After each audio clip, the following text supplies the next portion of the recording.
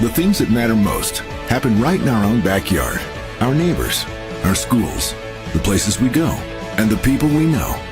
And now there's one news outlet where our story is told. Delaware Live. Locally owned, community-based news.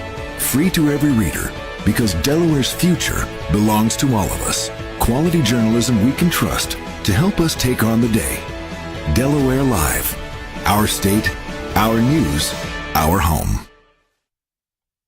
Local sports now. It's the 302 Sports Friday night downstate game of the week. Welcome to Delaware's premier high school football pregame show, brought to you by Sodell Concepts, 12 chef-driven restaurants on the culinary coast in southern Delaware. Now let's go live to your host of the Sodell Concepts pregame show, Benny Mitchell. Local sports now. It's the 302 Sports Friday night downstate game of the week. Welcome to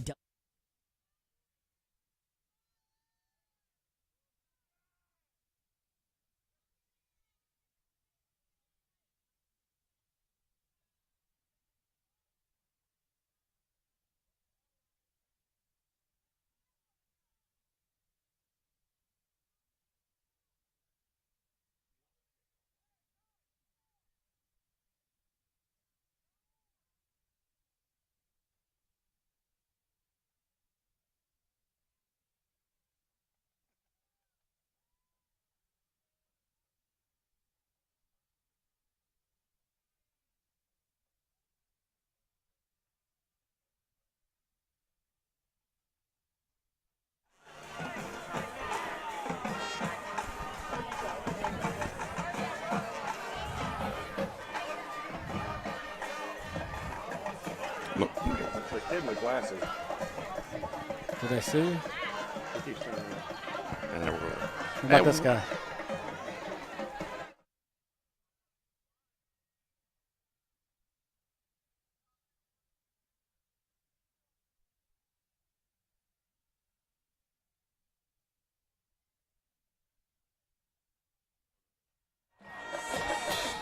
Hello, everybody. I'm Benny Mitchell alongside Brian Scott. Welcome to Legend Stadium at Cape Henlopen High School. You're watching the Sodell Concepts pregame show on Delaware Live, powered by 302 Sports. Tonight, it's a Class AAA District 2 action with the number 2 Sussex Central Golden Knights at 5-1 and the number 7 Cape Henlopen Vikings at 4-2. Both teams are 1-1 in District 2. On the line tonight, a win for the Golden Knights, and they lock in an automatic berth to the Class 3A state tournament. A win for the Vikings, and the auto-bid picture gets a lot cloudier. Let me bring in my broadcast partner for tonight, Brian Scott. Brian, welcome to Delaware Live Sports. We should have a great atmosphere here tonight for high school football. Neighboring schools, the kids are familiar with each other, and it being week 6, we're looking for a potential automatic state tournament berth on the line. That's right, Benny. The band, Sussex Central band's on the field right now. Students are getting rowdy. Central comes into the game 5-1 with a big win over Dover last week, shutting out a team. Cosby, Kilby, Parker, they didn't score. So that's a pretty big statement by Sussex Central. Cape comes in 4-2, much improved from last year with 1 win.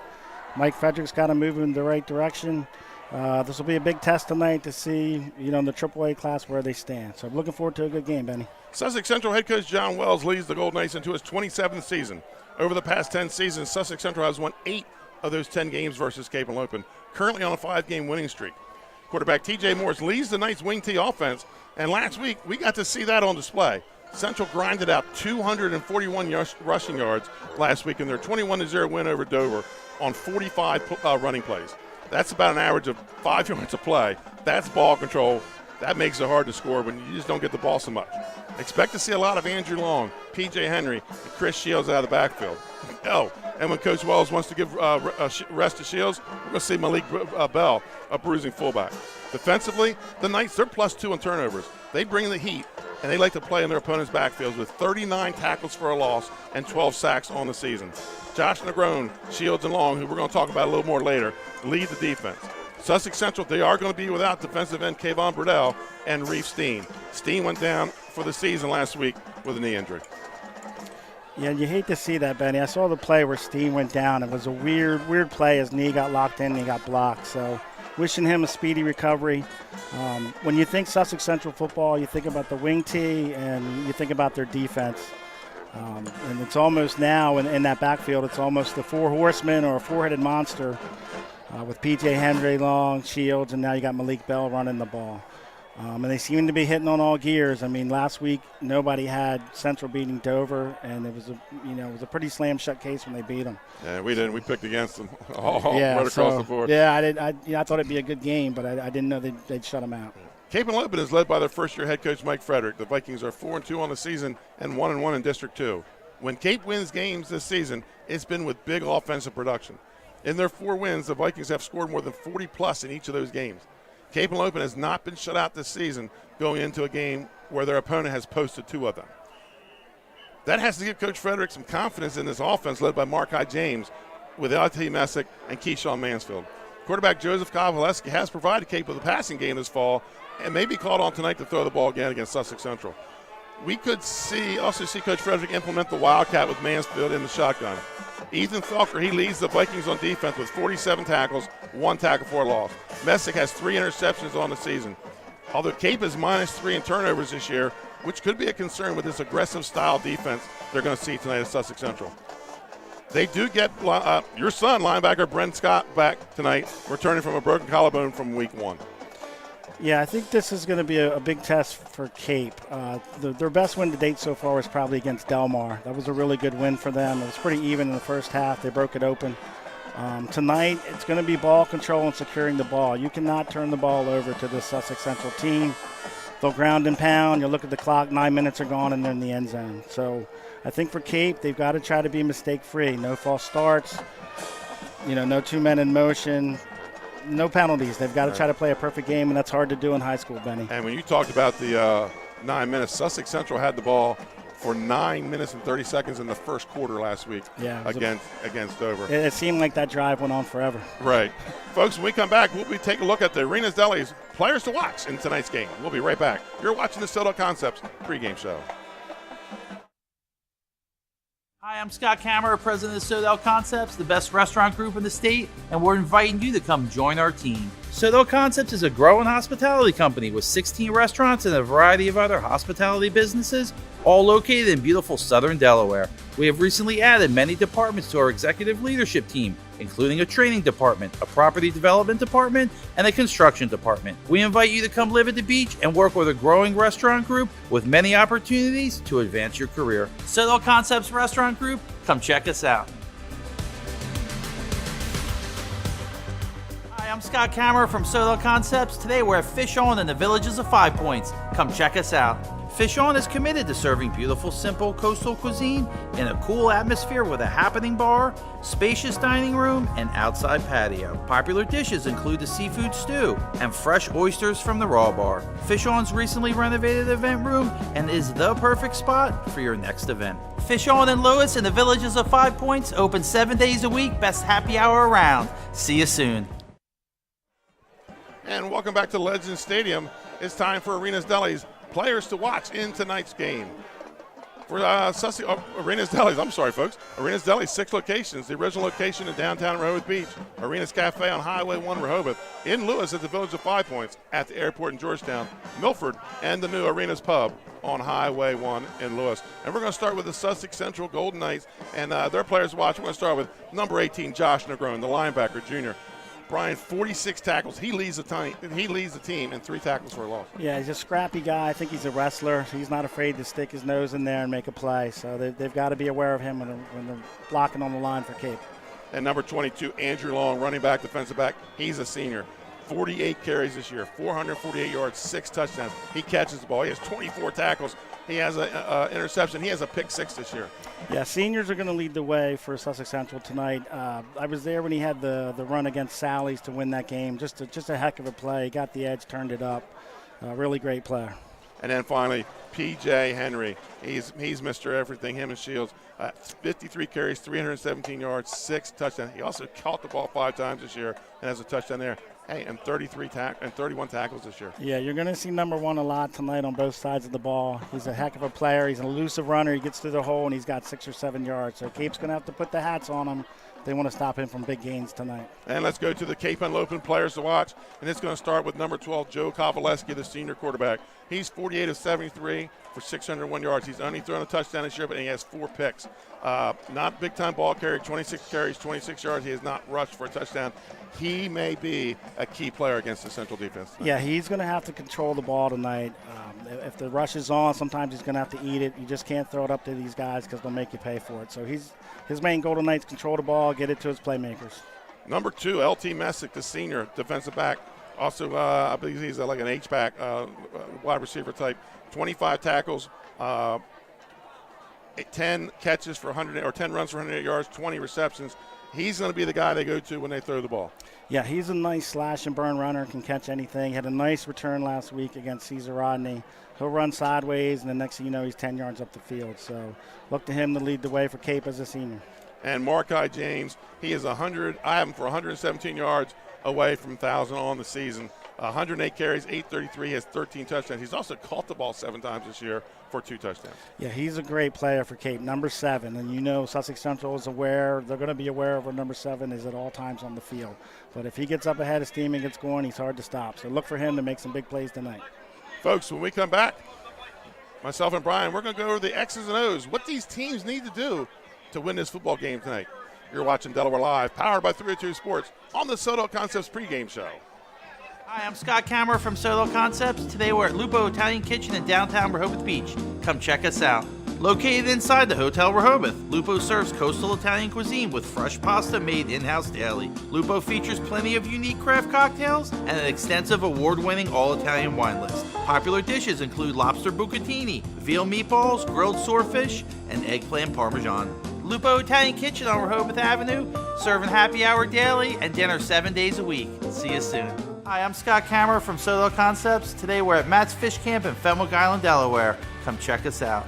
Matt's Fish Camp features seafood classics, coastal comfort food, and chef-driven specials that pair perfectly with our large selection of craft ales, curated wine list, and camp cocktails. Matt's offers indoor and outdoor dining and is the perfect place to have dinner with your family, happy hour with friends, or enjoy lunch at the Raw Bar. Matt's Fish Camp in Fenwick Island, Delaware, open 7 days a week year-round. See you soon. And welcome back to the Legends Stadium here in Lewis, Delaware. You're watching the Soto Concepts pregame show on Delaware Live, powered by 302 Sports. As we're getting closer to kickoff for the Downstate Friday night game of the week, it's time for the X's and O's. Let's talk about what the Golden Knights have to do tonight to be successful. And Brian, ground and pound. Keep the Cape offense off the field. Get feet around Kovaleski, make him uncomfortable, score early, silence his homecoming crowd. Yeah, when they're running the ball and that wing tee's hitting, they can eat the clock up and they can move it. So, like I said earlier, it could be 8 or 9 minutes and then they're in the end zone. You've got to watch out with the wing tee. You've got that crisscross counter, and that's something if you don't stay home, they'll break it for 40, 50 yards or longer. So you got to be ready for that on the Cape. They use that like a pass play on third down. and Yeah, long. it's you got to be in your caps. And now for Cape Henlopen, there's power in numbers. Implement all your weapons in this game. James, Messick, Mansfield. Play discipline. Don't chase the fake. Hey, and don't play behind the sticks. Yeah, for Cape, they're going to have to get James, Messick, Mansfield. They need to get them in some open space to move and get downfield. Another one, Benny, I'd say is they can't have any turnovers. If you turn the ball over to the Sussex Central team, you're going to put yourself in trouble. We talked about that a little earlier, that Sussex Central was +2 in turnovers this year. Cape is -3. That could be something we're going to watch in tonight's game. Folks, we're going to take one more commercial timeout, and should be kickoff by the time we get back close to kickoff. We'll be right back. You're watching Delaware Live on 302 Sports.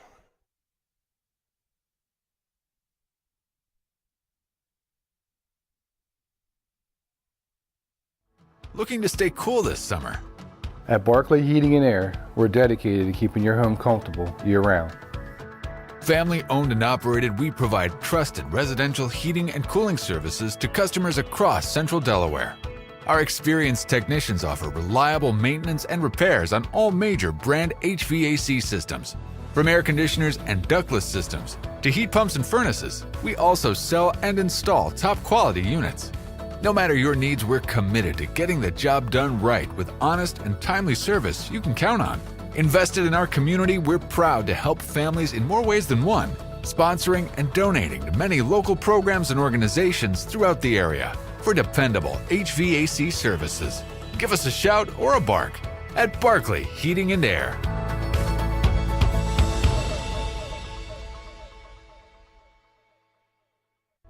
Looking to stay cool? I would always pass by Ferris on Kirkwood Highway, so I knew that they existed. We stopped in the showroom.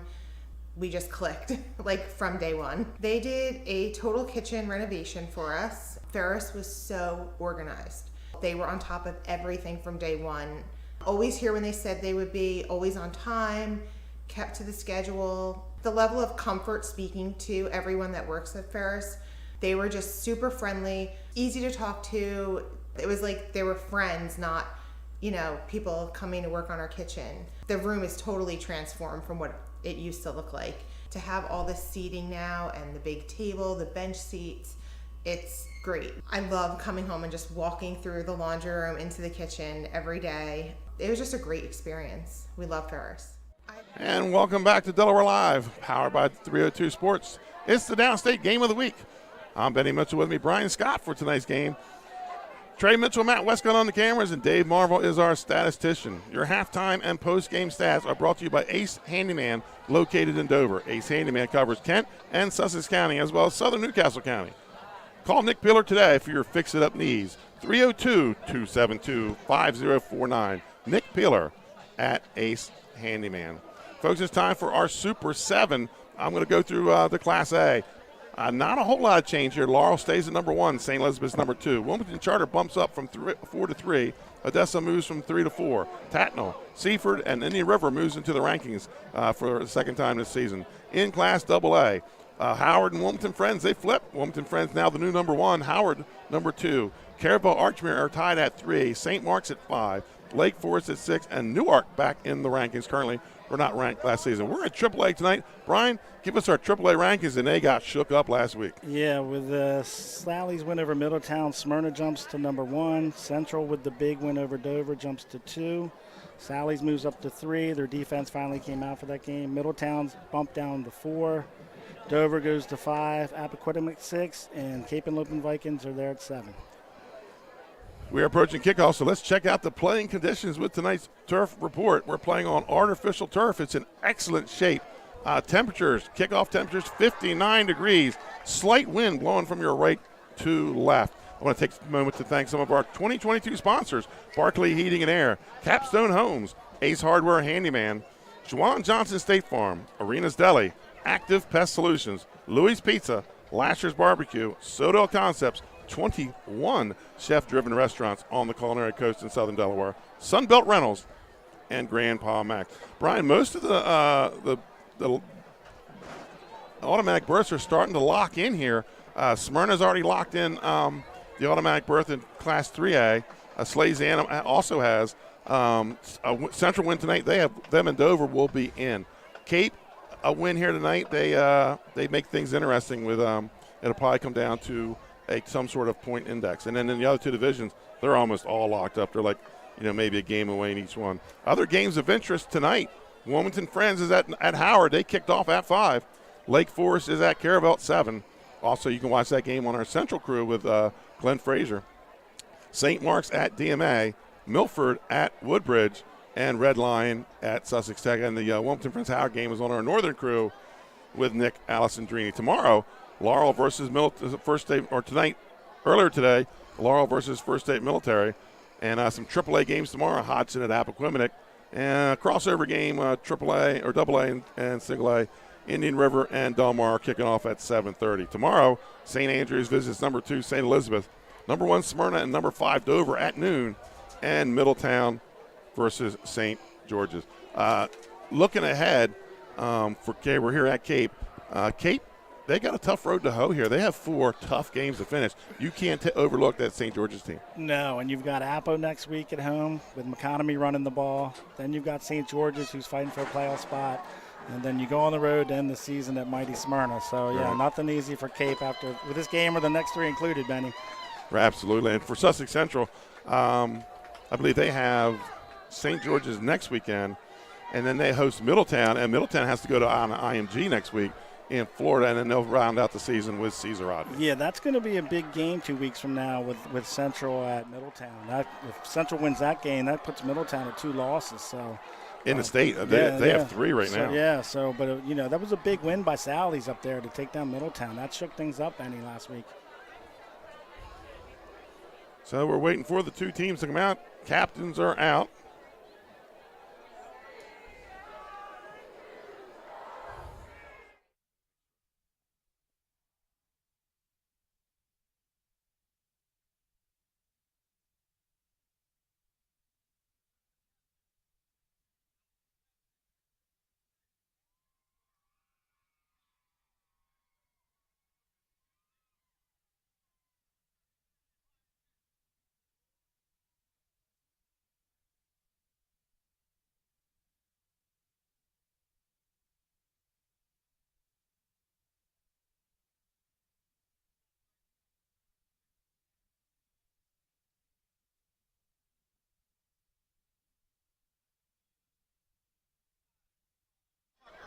So the captains are on the field, waiting the arrival of the two teams. And in big games like that, like this, takes you back to like the old Notre Dame, Florida State. Who's going to come out first? Oh, yeah. Well, the fans are ready, Benny. The cheerleaders are ready. The refs are ready. The Central side's starting to fill in. Central has to come through a single gate tonight. I was talking to Athletic Director before the game, and then they're on the far side, so it's going to be a little slow for them to get in. A little tight to get in, but I know you're ready and I'm ready. This should be a great game tonight, Benny. Yeah, here comes Central now, Benny. Cape's waiting. Cape won the toss and deferred.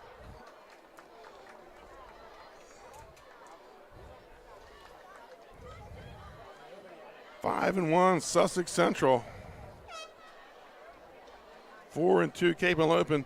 Game probably at this point in the season a bit more important for the Vikings. Yes.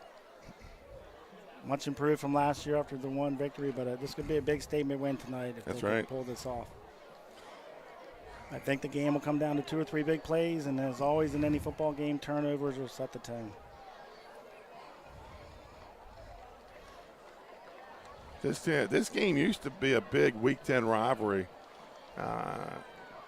Not so much with the realignment, but got marred with some fights over the years. And back in the 90s, they decided to put this game in the middle of the week, middle of the season. But here come the Sussex Central Golden Knights.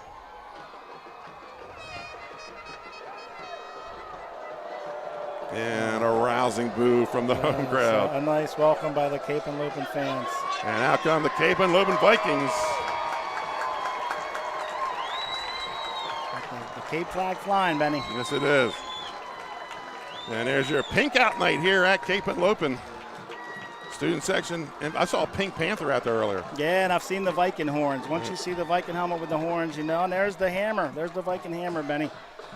Up front down there. Folks, we're going to cut our mics and bring you the national anthem.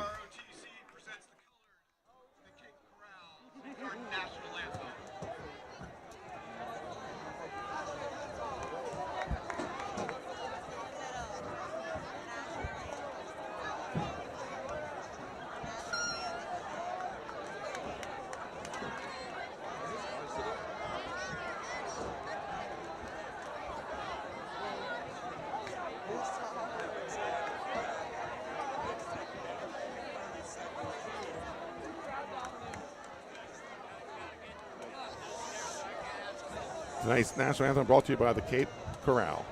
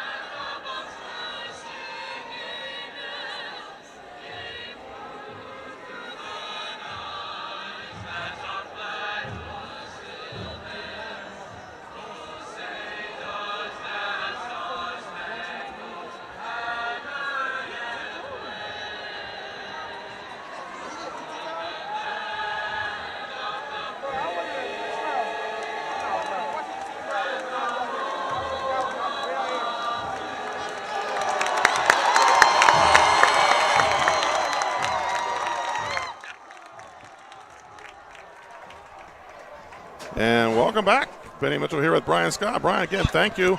Your maiden journey here on Big Shoes to Fill with Scott Cameron and your friend Dave Frederick. Yeah, I'm having a good time so far, Benny.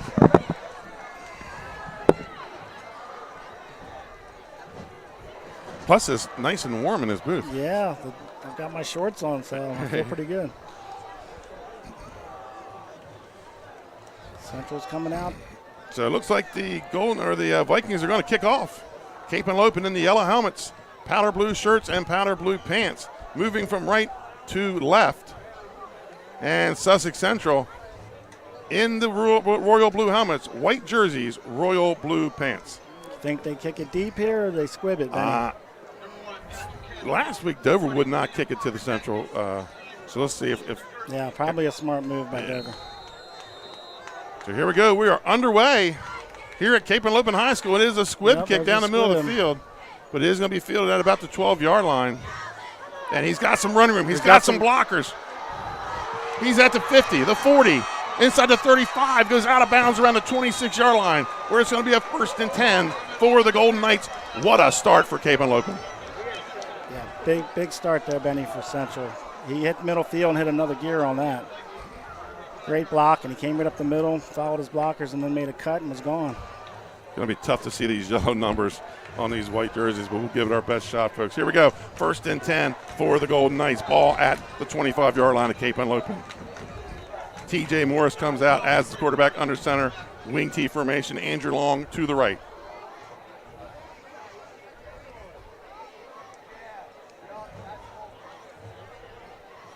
Long goes in motion. It's going to be Shields up the middle.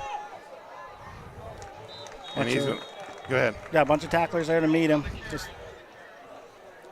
Let's set this Sussex Central offense at the tackles. Rich Bolden, Ivan Neal. The center, Colin Tucker. The guards, Wyatt Helens and Matt Harmon. The quarterback is TJ Morris. The running backs are PJ Henry and Andrew Long. Fullback, Chris Shields. Tight end, Kyle Custis. And the wide receiver, Jace Peden. 2nd and 6 here for the Knights. Ball at the 21-yard line of Cape Henlopen. Long goes in motion again, picks up the handoff, goes off left side, cuts it back in the middle, and he's going to be close to Sussex Central 1st down. Ball's out, Benny, but I think they blew the whistle. Yeah, they blew it dead. It's going to be a 1st down. Sussex Central. Let's set the Cape defense at the ends. Thomas Gibbs and Ryan Bettens. The tackle is Adam Callahan. Linebackers, Jaden Messick, Nate Horn, Ethan Felker, C.J. Fritchman, and Jackson Cunningham. Your safeties, Keyshawn Mansfield. The corners are L.T. Messick and Dean Miguez. 1st and 10 for Sussex Central at the 15-yard line of Cape Henlopen. And it's going to be up the middle with Shields. He's got some running room. He's got inside the 10 to about the 7-yard line. Yeah, just that dive right off the wing tee, Benny, right up the middle. Shields, they ran Shields a lot early. It's a little fullback dive with a lead. And it's going to bring up a 2nd and 2. Ball sits at the, they have 15-yard line. Looks like it's more about the 7 or 8-yard line. Yeah, it looks a little bit closer than that, Benny. There it is, ball at the 7. 2nd down for the Golden Knights in the red zone. And it's going to be Long again, darts back to the inside, and he's got a touchdown. Sussex Central strikes first. Wow, he's an elusive runner, Benny. That was just a cut, and he smoothed right through there, and Cape didn't have a chance on that one. He dips that shoulder, and he is a hard man to tackle. Yeah, he made a cut there and was in.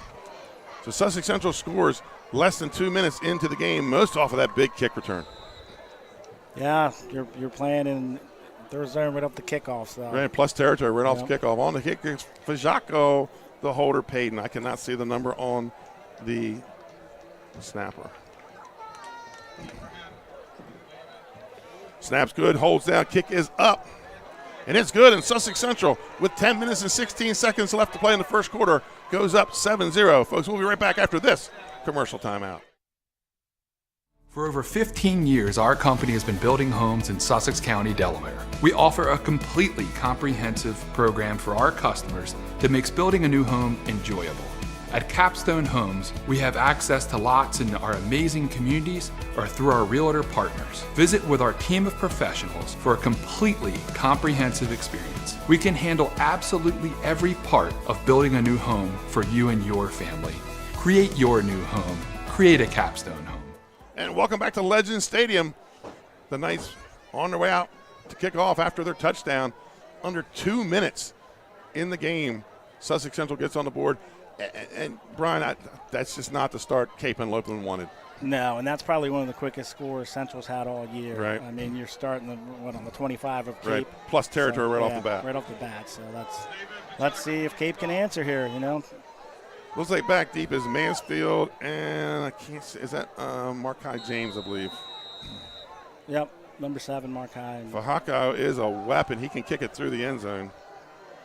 And this one kicks deep, and it's going to go to about the 5. James brings it to the middle of the field, but there's a lot of Central tacklers there. He gets it out to about the 24-yard line. 1st and 10 for the Vikings. Let me set the Vikings offense here.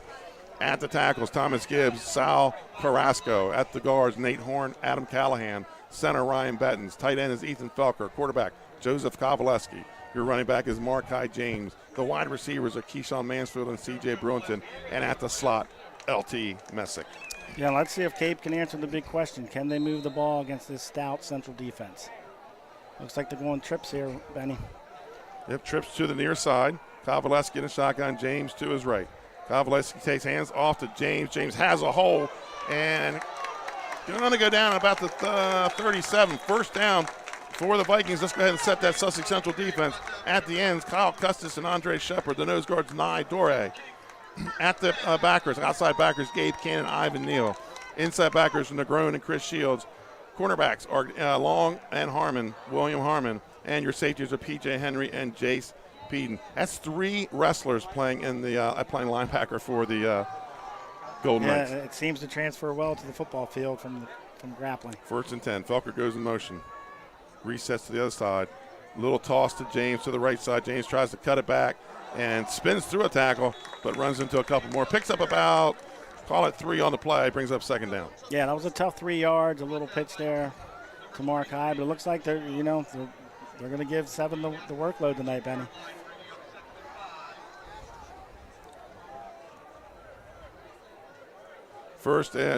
Second and call it 6 here for the Vikings. Yeah, and Cape wants to stay out of those 3rd and longs. So right, you want to be in those 3rd and 2s, 3rd and longs kill you. Right. Trips to the far side. Looks out to a quick bubble screen to Mansfield, and he is wrapped up right away. Does break a tackle, and he gets enough for the 1st down. Yeah, and Gabe Cannon had him, and then he just kind of slipped out and got. It's going to be about a yard short. So it's going to bring up a 3rd and 1. Ball at their own 47. Yeah, 3rd and 1, 3rd and 2s are manageable. 3rd and 8s, 3rd and 9s. You don't want to be in that situation against this defense, Benny. The Vikings' first drive of the game. They're going to stay in the shotgun.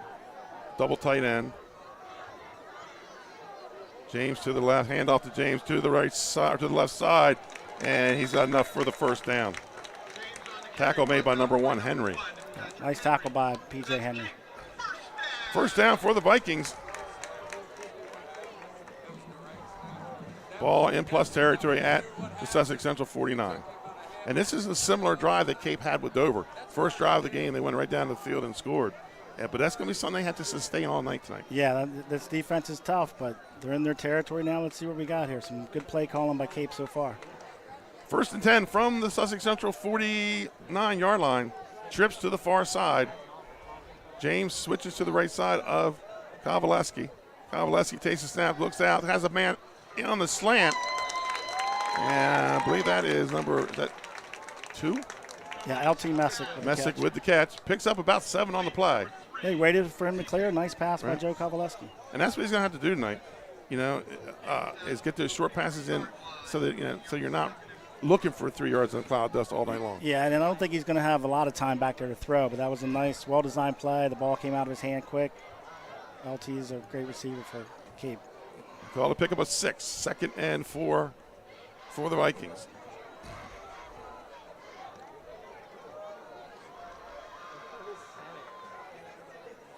And a tight formation. Messick goes in motion, and it's going to be James. James is going to pick up about 2 on the play, bring up a 3rd and short. Yeah, and a great diving play by Gabe Cannon on the outside there, kind of sniffed it out. Once again, you're in a 3rd and 1, 3rd and 2, so If Cape can keep these situations manageable like this, they should be able to move the ball. 3rd and 2 here for the Vikings. Kovaleski getting the play from head coach Mike Frederick.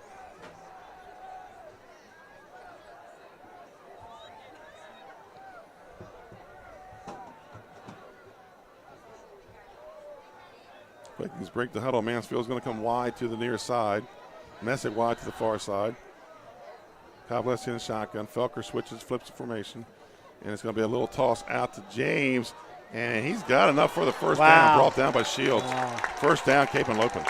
Yeah, nice run. Somebody from Central showed quick and missed the tackle there, and he was able to get the first down. There's been quite a bit of that with so far. A lot of missed tackles here by Cape Henlopen early. Yeah, and Chris Shields gets up limping a little bit. I think he was the first one to show, and he was able to get around him. Great run. Ball down to the Sussex Central 35. 1st and 10, Cape Henlopen. 6:40 to play here in the first quarter. Central with a 7-0 lead. Trips to the far side. Kovaleski takes a snap. Hands off to James, and James is hit at the line of scrimmage by, see if a number coming up. I believe that's going to be Negron. Yeah, 3 or 4 tacklers there to meet him. Pickup of 3 on the play. 2nd and 7.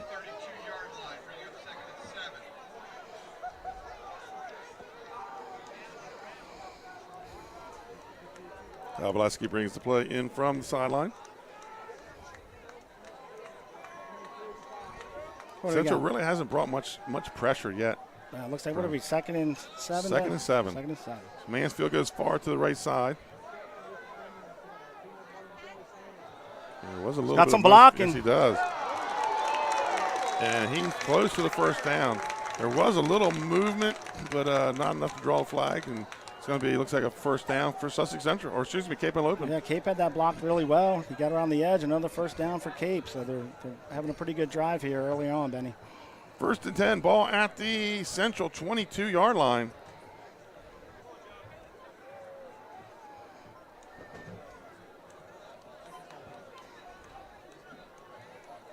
And Central looks like they're going to stick in that 3-4 defense. And Cape just keeping it between the tackles so far this game. 5:20 to play here, first quarter. Slot to the far side, hand off to James. James cuts it back up the middle. Had a huge hole. Shields in on the tackle. Ball down about the 16-yard line. Yeah, he had a huge hole there to the right, Benny, off the guard, and he kind of swung it back inside and was met by the Central defenders there. Picks up 5 on the play. 2nd and 5 for the Vikings. Ball at the 17. I'll tell you what they're doing, Benny. They're keeping these downs in a manageable situation. You're right. They keep getting 3rd and short, and it's a lot easier. Well, you got to be efficient on first down. When you're efficient on first down, it makes 2nd and 3rd down a heck of a lot easier. 100%. Messick goes wide to the right. And we have a whistle. Timeout, Sussex Central. Okay. So we're going to take one with them, folks. With 4:40 to play here in the first quarter, your score is Sussex Central 7, Cape Henlopen 0. The Vikings are on the drive. In life, some things just go together. Like a burger and fries. And home and auto insurance from State Farm. So make it a combo. Combining your home and auto insurance could save you time and money. And who doesn't like that? Just call State Farm agent Juwan Johnson and find out how you could start saving today. It's just another way we're here to help life go right.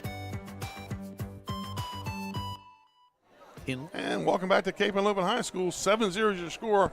The Vikings are on the drive. Sussex Central taking a timeout here is looking to fix things up a little, taking an early timeout. And John Wells will use his timeouts when he doesn't save them. Yeah, I've seen something, and I think he's making an adjustment there because they've been able to run through the tackles, which we thought was going to be pretty difficult to do against his defense, Benny.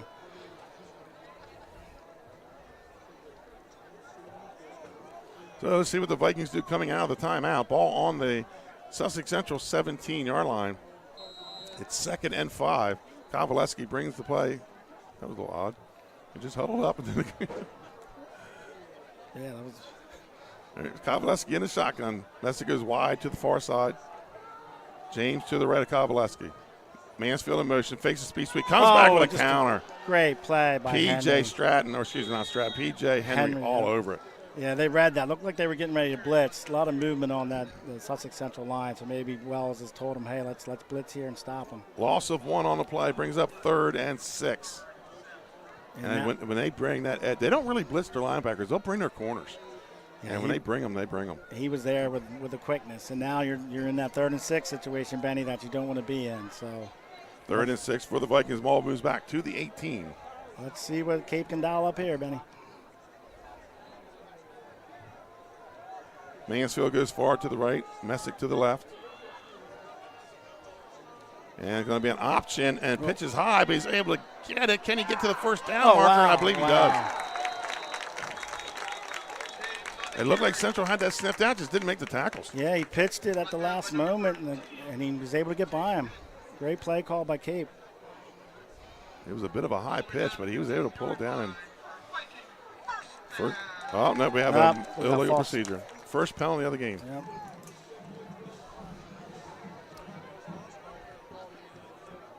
Yep, and we mentioned pregame penalties will kill you every time. Pre-snap penalties, absolutely.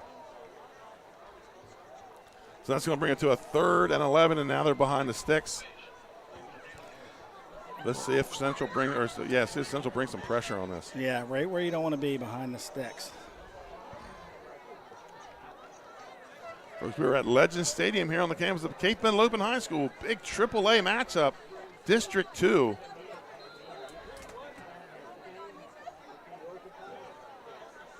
And here comes some personnel changes for the. Yeah, it looks like Lucas Stevenson came in as a wideout, and number 3, Carlton Brillton. So they're going to go slots to both sides, 2x2 on the edges. James to the right of Kovaleski. Kovaleski in the shotgun. Kovaleski takes a snap, drops back, rolls to his right. Looks downfield. He's under some pressure and brought down. I believe that was 99 Shepard. Yeah, that was Shepard. And he's in for Kayvon Purdell, who's a load himself. And that's a great decision there by Kovaleski, just to hold on to it and tuck it away. The guys look covered. You don't want to throw that up with an INT right here. So 4th and call it 9. He picks up a couple on the play.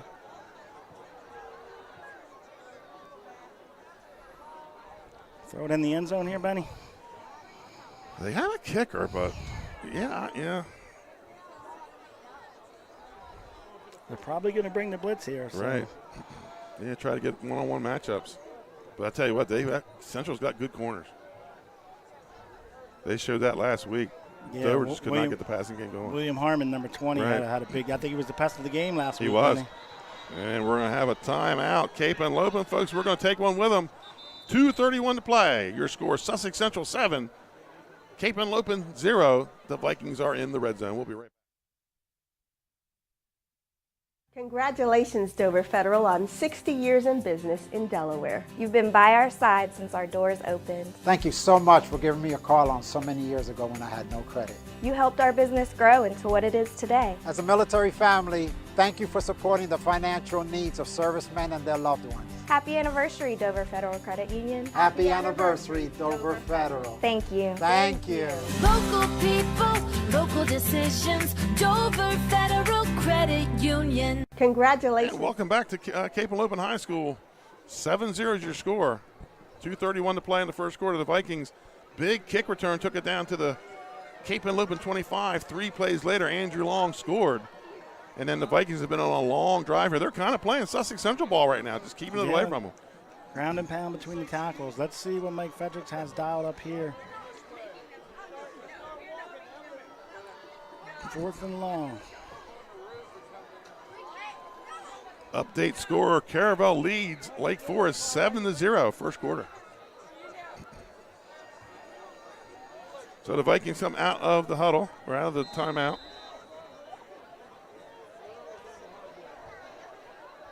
The 4th and 9. Trips to the bottom of the screen. Kovaleski in a shotgun. James to his left. He's going to roll left.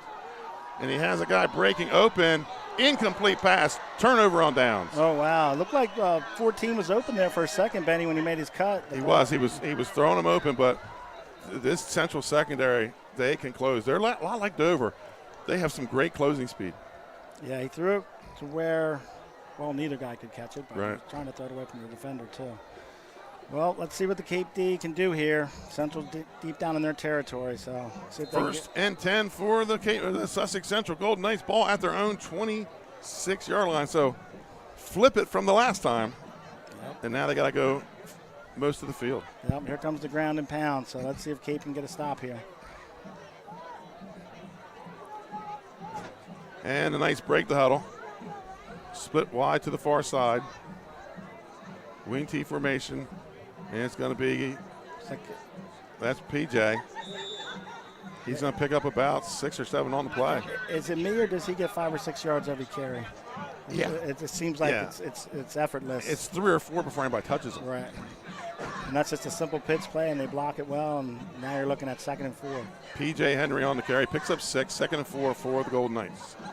2 minutes to play here in the first quarter. They lead 7-0. This is their second possession of the game. And quick out of the huddle to the ball. Double wing formation this time. Long goes in motion. It's going to be long on the buck sweep. And slips down and picks up no gain or maybe a yard here. Maybe a yard. Great gang tackling there by the Cape defenders. I think Nate Horn was there to meet him. Give him a carry of 1 on the play. Brings up 3rd and 4. Again, that's manageable in this wing T offense. Yeah, we haven't seen that the crisscross counter yet out of that wing T, Benny. Yeah, that usually comes 3rd and long because they want you to bring pressure on that. Oh, yeah. 2 yards in a cloud of dust. Right. 3rd and 4 here for the Golden Knights. Morris goes under center. It's going to be the fullback. Oh, wow. Big He's hit there, Benny. right at the line of scrimmage. He is going to pick up about 2 on the play, though. It's going to be a 4th and 2. And we might see our first punt of the game. Nope, they're going to jump right back on the ball. Yeah, a nice play by Callahan there. Same play, Benny. Yep. And he's got the he first got it. down. That's Bell. He's the bruiser. Yeah, and just a great job there by Central getting to the ball and getting that play off. I don't know if Cape was really ready for it because it was the exact same play, different back. Number 5, Malik Bell, gets the first down. 1st and 10 at their own 35-yard line. 35 seconds and counting here to play in the first quarter. Central sprinting out of this huddle, Brian. They're not walking up to the ball. They're getting right to the ball, ready to go. Yeah, they want to get this play off before the quarter ends. Oh. Bad snap. Morris is able to bring it back down. Gets about 2 on the play. And I think if you're John Wells, you just go to the second quarter after that.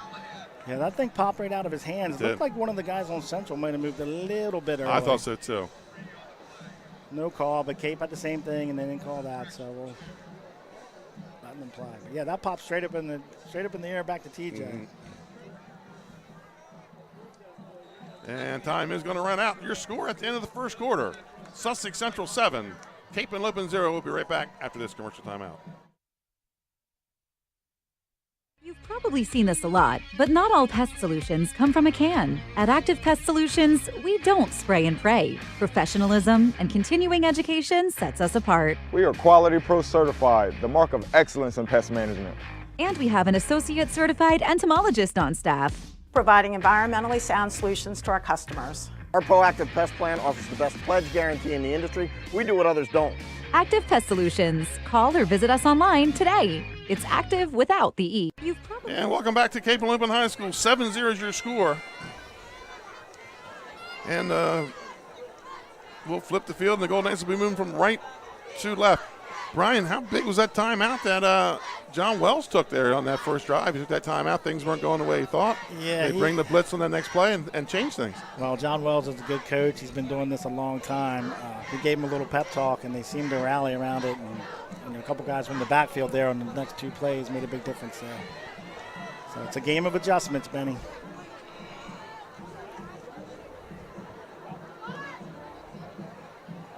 Yeah, so Sussex Central here, they have taken a little steam out of the student section. We haven't heard much out of them. Yeah, that opening kickoff, that was not what Cape needed. So here we go, start of the second quarter, 2nd and 8 for the Golden Knights. And we're going to get a pre-snap penalty here on the Vikings, or excuse me, the Knights. Yeah, it looked like a false start, man. And buck sweep was coming. So that's going to bring it to a 2nd and 13. But first they're going to talk, see who moved first. Make sure they get it right. Looked like the left tackle. I thought it was too. I thought the left tackle jumped.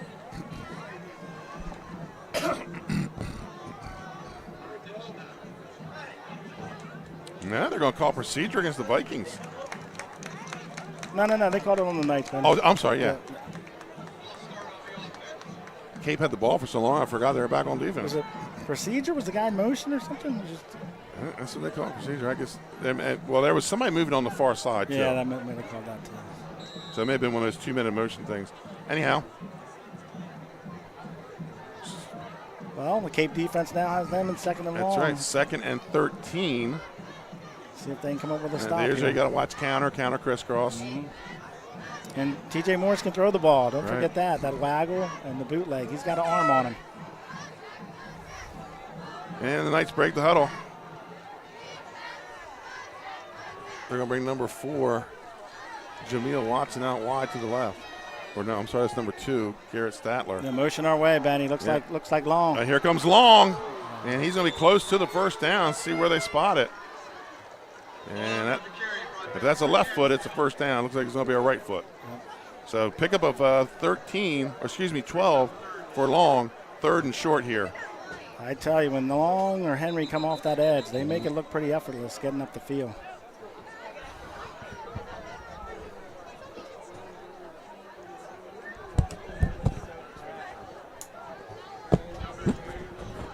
It looks like a 3rd and short, Benny. Okay, 3rd and short here for. So one of the problems has been in the end box. You get all the questions. They need to put a door in the middle. Right. Ball at their own 45. 3rd and inches for the Golden Knights. Probably going to see Malik Bell here. Looks like TJ Morris with the keeper. Yeah. And he still keeps the feet moving. Wow, great sneak by TJ Morris. Just kept pumping his legs and got about, 10 yards on that, Benny? First down by Morris, yeah. Helps having those big hog mollies help you down the field too, right? He just kept going and going. So first down for the Golden Knights. They're now in plus territory at the Vikings 44. Off the ground and pound of the central wing comes, tee, Benny. That's what we're seeing. Everything between the tackles and Shields and Henry in the backfield. Morris under center. It's going to be Henry going to the right side, cuts it back inside, steps away from a tackle, and then drags a couple with him. It looks like he got about 5 on that. A little too early, I think, right now, Brian, to be trying to tackle the football. Yeah. You're just giving that young man extra yards because he keeps the feet churning. Second, give him a pickup of 4 on the play, make it 2nd and 6 here for the Knights.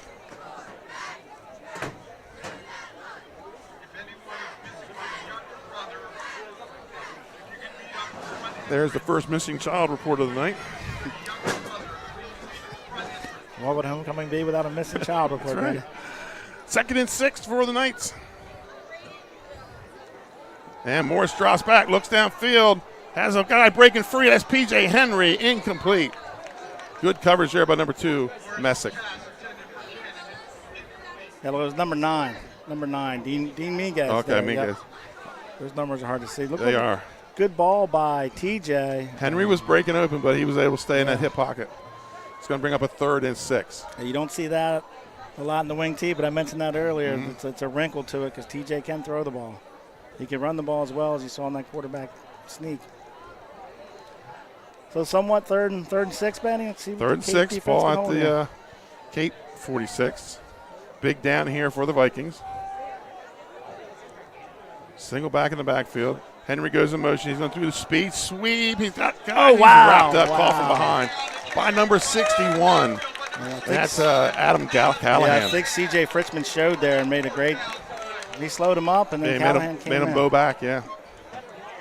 Loss on the play. It's going to bring up a 4th and 10. So it's going to be a loss of 4 on the play. Yeah, that was a great defensive play there by C.J. Fritzman and Callahan.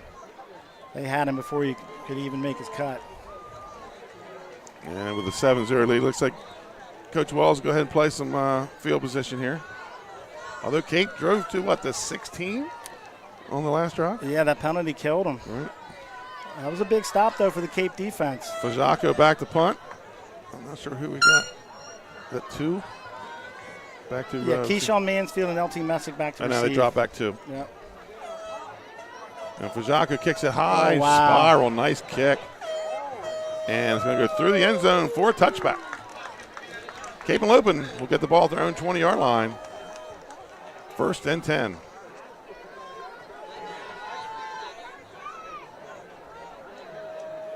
So nice stop there. Key play there on 3rd down, as we said, for the Golden Knights. Well, we've had 2 or 3 big. Sorry, for the Vikings. Yeah, 2 or 3 big plays would be the difference in this game. So far, you've got the kickoff return by Central to start the game.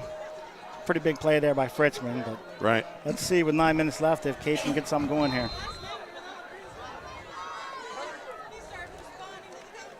1st and 10 from the 20. Cape their 2nd possession of the game.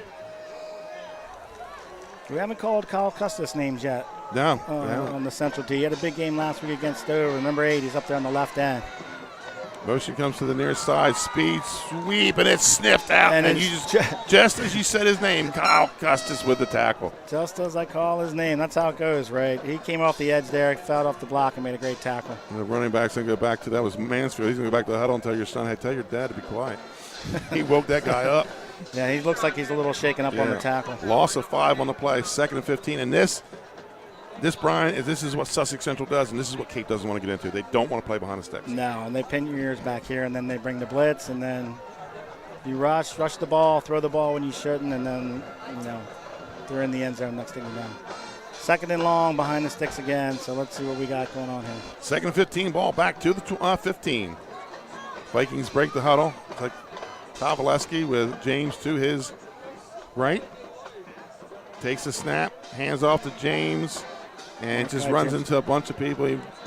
Maybe a yard on the play. Going to bring up 3rd down. Yeah, maybe a yard or 2. Not much there. This Central defense, they're going to gang tackle. You're always going to see 3 or 4 hats on the ball. And like we said, three wrestlers out of 4 playing at the linebacker position. Yeah, and it seems they can fight off those blocks fairly easily. So 3rd and long again, Benny, here for Capes. Let's see what they can dial up.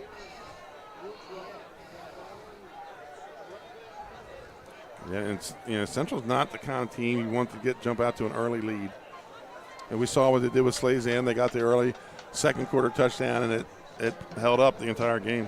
Yeah, I think you saw that against Dover, too. Right. Dover had that early interception, but Wells is content to just play with the lead, fill the box, blitz you, and shut you down.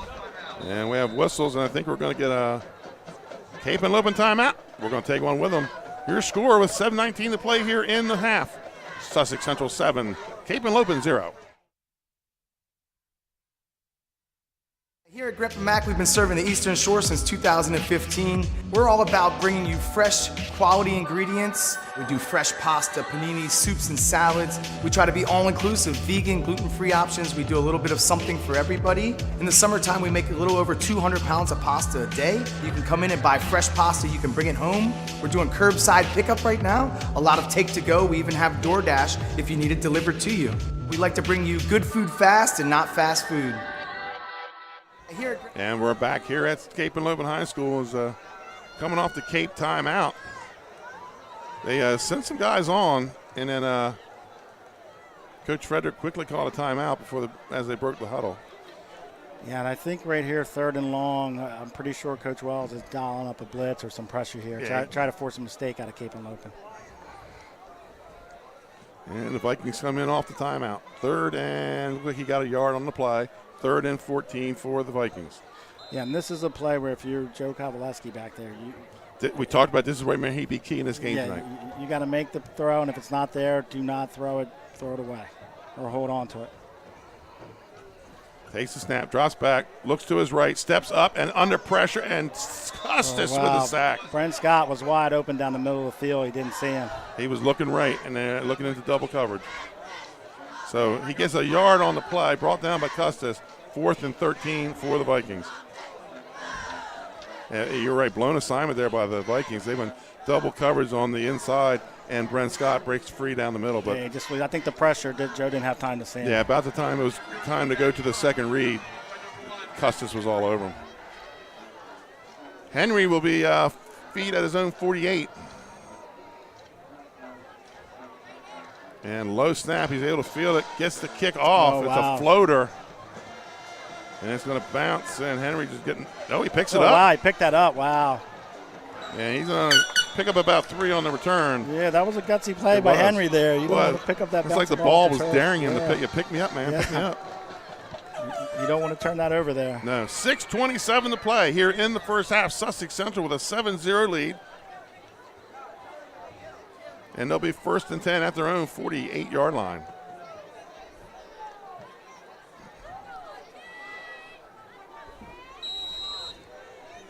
Six minutes, 27 seconds left, Benny. Let's see if Cape can get a stop. Central here is going to go back to the ground and pound and try to score before the end of the half. Yeah, they wouldn't mind using up maybe about 6:25 of this. Yeah, put it right in the end zone with 2 seconds left. 1st and 10 for the Knights. Wing T formation. And it's going to be long left side. Oh, he got skinny, went through sideways, keeps the feet moving, and he gets it down to about the 45-yard line. What a run by Long. Yeah, he had a little jump step there, and I think two Cape defenders missed him. I think they tackled each other. He just got skinny, and they just hit each other. Yeah, and I really like Andrew Long as a running back. He's not the biggest kid on the field, but he's got heart, and he doesn't really shy from contact on either side of the ball. That was a great little run there for 6 yards. Right, pickup of 7 on the play for Long. 2nd and call it 4 here for the Golden Knights. Looks like Malik Bell. It is. Malik Bell hits, spins, keeps pushing the feet, and he's going to be close to a 1st down. He had a play in the Milford game where he did the exact same thing. He made contact at the line of scrimmage, spun, and took off for a 40-some-yard touchdown run. Yeah, he dragged a couple Cape defenders with him there. Looked like they had him stopped, and then he got looked like a 1st down to me, Benny. Right, going for a measurement here. And they're going to say 1st down. So 1st down for Sussex Central. Ball at the Cape Henlopen 42-yard line. Clock running. 5:38 to play here. First half. And usually Bell comes in the 3rd quarter. About midway through the 3rd, he's here 2nd quarter tonight. Yeah, it's like the 4 horsemen. I don't know if Chris Shields has touched the ball yet. He had one run in that first drive. Yeah, they've got a pretty potent group of running backs there. It reminds me of the 4 horsemen from Notre Dame in the 20s. Right. And dropping back, looking downfield, has a man breaking open. That is Henry off the tip of his fingers. Wow. And like you said, he can uncork this football. Yeah, and a great throw by T.J. Morris. Just a little short. He waited for him to clear to get by number 9 on Cape, let it go, and just I think it hit Henry's fingertip there. It is, off the tips. Couple scores on the out-of-town scoreboard. Caravel making me look bad. I picked Lake Forest in this one. Caravel now up 14-0. St. Mark's DMA, no score at the end of 1. Appoquinimink Hodgson, no score at the end of 1. And Woodbridge leads Milford 6-0. Oh, wow, Woodbridge up on Milford. All right. Yeah, that was easily a 40-yard throw by T.J. Morris. Right. You mentioned it in the pregame. You got to be aware of that as a defense out there. And John Wells throwing on 1st down. How about that? Yep. 2nd and 10 for the Golden Knights. And this might go. There was all kinds of movement. Yeah, looked like encroachment by Cape on the defensive line. 2 guys jumped. And number 4 on Watson also moved a little bit. And they're going to get together and discuss it.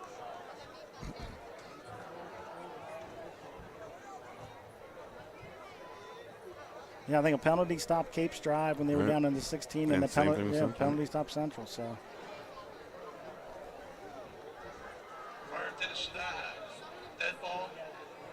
Yeah, good call there, Brian.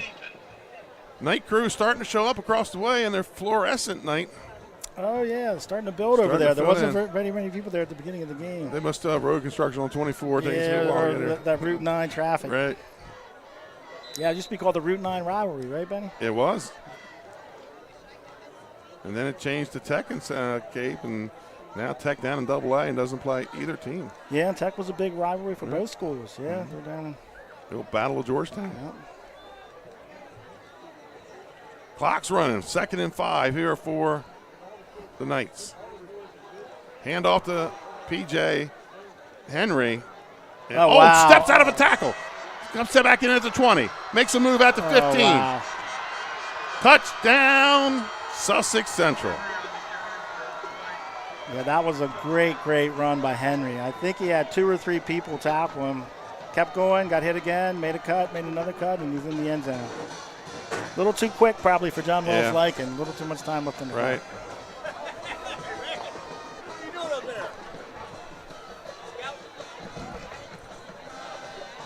13-0 for the Golden Knights. Yeah, that was a great run by Henry. They had him stopped, they made a cut, and then 2 cuts. 2 cuts, and he's in the end zone. On to kick is Fajako. Good snap, hold down, kicks up, and it's good. Sussex Central takes a 14-0 lead with 4:34 to play here in the first half. We'll be right back after this commercial timeout.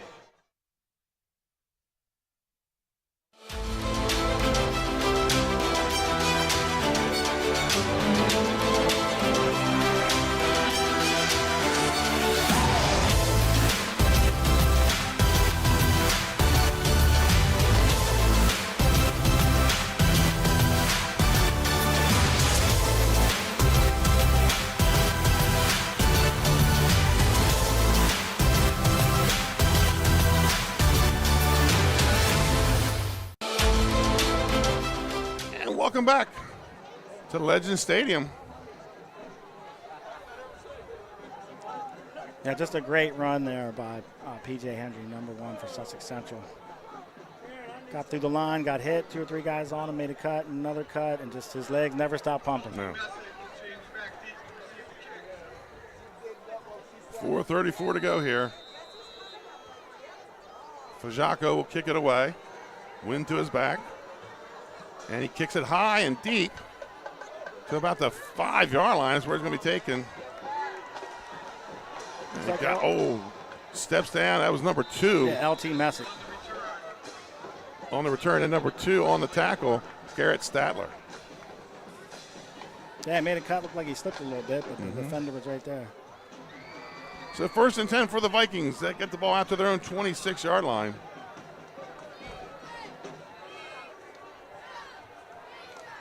And, we go back to our pregame, what they need to do, and Sussex Central's done it. Scored early, taking the home crowd out of this game right away. Yep, they stayed right to the script. Looks like a false start there by Cape. And these are the penalties you can't have. You're right, absolutely. You could put a score on the board here, you'd have a game. Yeah, I think with 4:25, Coach Frederick wants to get this ball down the field and get a score. I don't think you want to go in 14-0 against these guys. No. Not at all. Because we've seen they have 2 shutouts this year, not just 2 shutouts. They shut out Salesianum and they shut out Dover. Yeah, and I think nobody makes better adjustments at halftime than the Sussex Central Mike. So Cape had a really good drive to start the game until that penalty killed them, and then they've made some adjustments. 1st and 15 here for the Vikings. Split wide to both sides. Felker goes in motion, and we're going to get another false start. 2 in a row. And one of the keys to Cape has been the discipline. Yeah, and we mentioned earlier, penalties, false starts. So that's 3 pre-snap penalties. Yeah, and they're behind the sticks, way behind the sticks now, Benny. So this isn't a defense.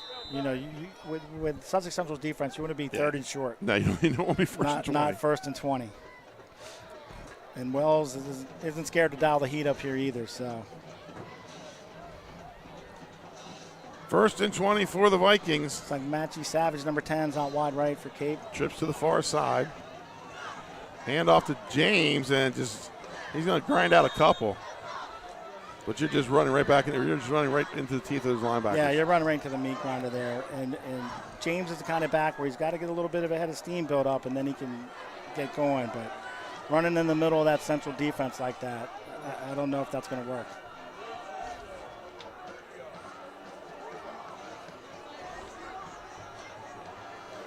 Sussex Central band striking it up here under 4 minutes to play. The night crew and the band getting fired up over there with a 14-point lead. Bren Scott checks into the game. And here comes number 1. Jaden Messick coming in. Jaden Messick. LT Messick's younger brother. They've taken a long time on this play call.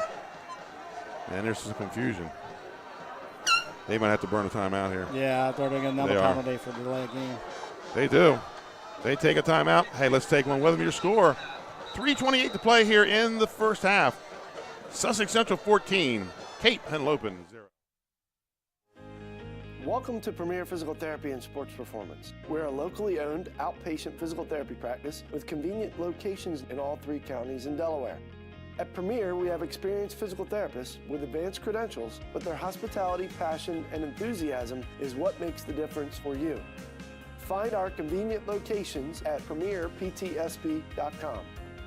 You may have tried physical therapy, but have you tried Premier? Welcome to Premier Physical Therapy and Sports Performance. We're a locally owned outpatient.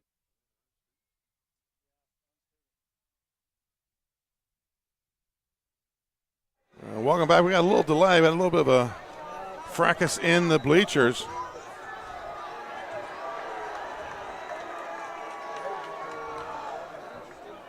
And State Police right on the scene. Yep, a little bit of a tussle in the Cape student section. And the State Police are there already. Great job by the boys in blue. That's right. That's why they're here. All right, Benny, 2nd and long. Way behind the sticks here for Cape. Let's see what we've dialed up here out of the timeout. Looks to his left. And oh, what a hit. That was Henry again. What a game he's having. Yeah, in the NFL, that'd be a 15-yard penalty for targeting. I think he hit Carlton Brulton high there. To me, Benny, looked like he's up. He bounced up.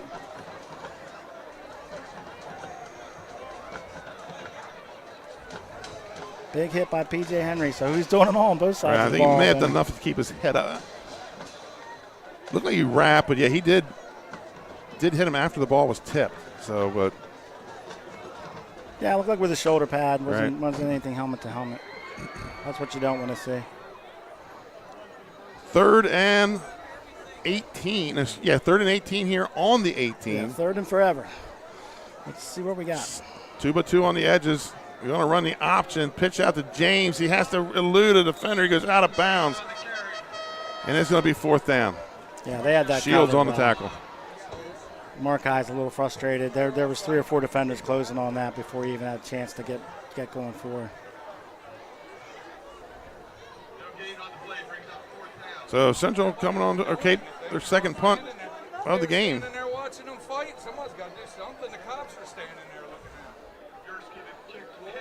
Yeah, and Gursky needs to get a punt off here. Yes, he does. 3:18 to play. And he's got to get this thing. He's got to flip the field. Yeah, Henry's back to receive. Low snap. He's able to get it up. And gets a nice kick as a floater. Henry's going to take it at his own 40, or their 47. Sidesteps, cuts through a couple tacklers, and gets it back to the Cape Henlopen 30. Short field, 1st and 10. Wow, he's a load to stop there. Andre Shepard laid somebody out, too, at the end of that play. Henry gets hit, and he kind of feeds off of it and just keeps going, Benny. Right. Yeah, Long went over 1,000 at Milford for his career. Very seldom do you get a 1,000-yard rusher at Sussex Central because John Wells just brings a stable of backs out there. Right, yeah, the 4 horsemen. You got guys rotating. And it's like that every year. Yeah. Yeah, seniors are leading the way right now for Central between Henry and Long. Ball at the 31, 1st and 10 for the Golden Knights. And they're catching Cape trying to switch their defense. Yeah, some great blocks there by the Central line. That's Shields on the carry. He's going to pick up a chunk. And here comes the ground and pound. Right. So he's going to run the clock, try to put it in with not a lot of time left on the clock. I like to call these last few weeks of the season.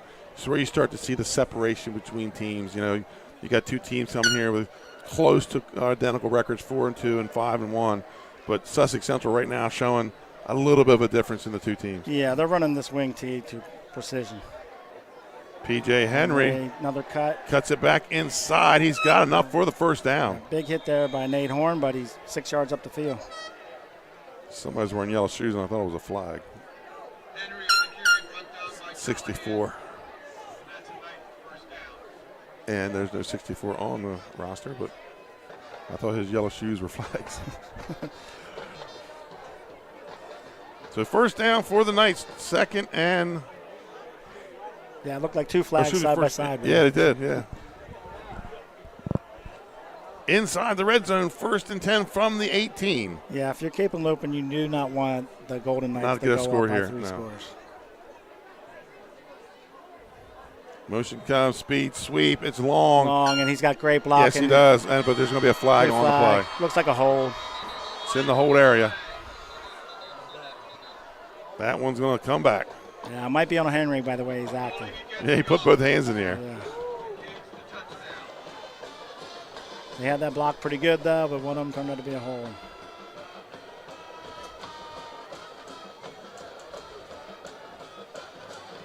Get the official call here.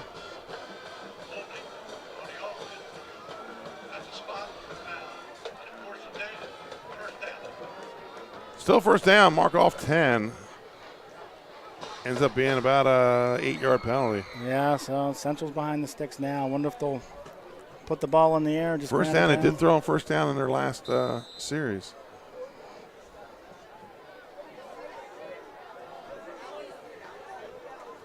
So 1st and 18.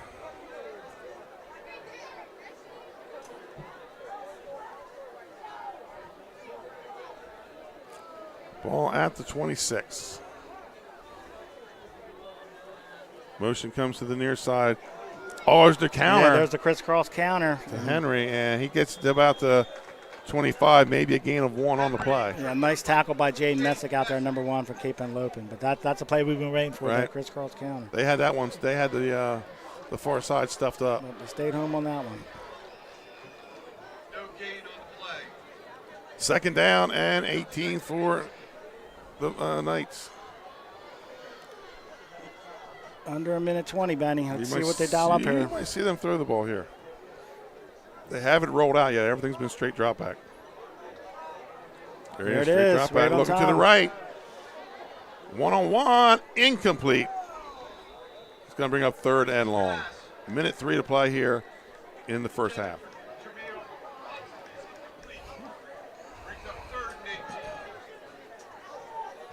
So 3rd and 18 here for the Golden Knights. Ball at the Sussex Central 26. Yeah, I wonder if we could see Fajako come in for. John Wells is going to take a timeout. Field goal here. We'll take one with him. We'll be right back. Your score, Sussex Central 14, Cape Henlopen 0. Oh, hey. I didn't see you there. Cut. Dude, what was that? Was that too much? Here at Grandpa Mac, we have something for everyone. Signature pasta dishes, or you can custom create them to order. We serve soups, salads, sandwiches, craft beer, and wine. Grandpa Mac's been serving comfort food here in southern Delaware for the last 3 years, making over 100 pounds of fresh pasta daily. We have a family-friendly environment and are open 7 days a week for lunch and dinner. And remember, come follow the noodle to Grandpa Mac.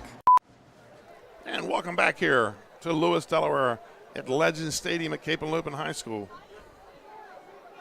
John Wells takes a timeout here. Facing a 3rd down, he has 1 left. Minute 3 to play. And again, penalties. Both teams have had drives stopped by penalties. Yep, penalties. So then turnovers. 3rd and 18. 3rd and 18. Can we put the ball in the air again here?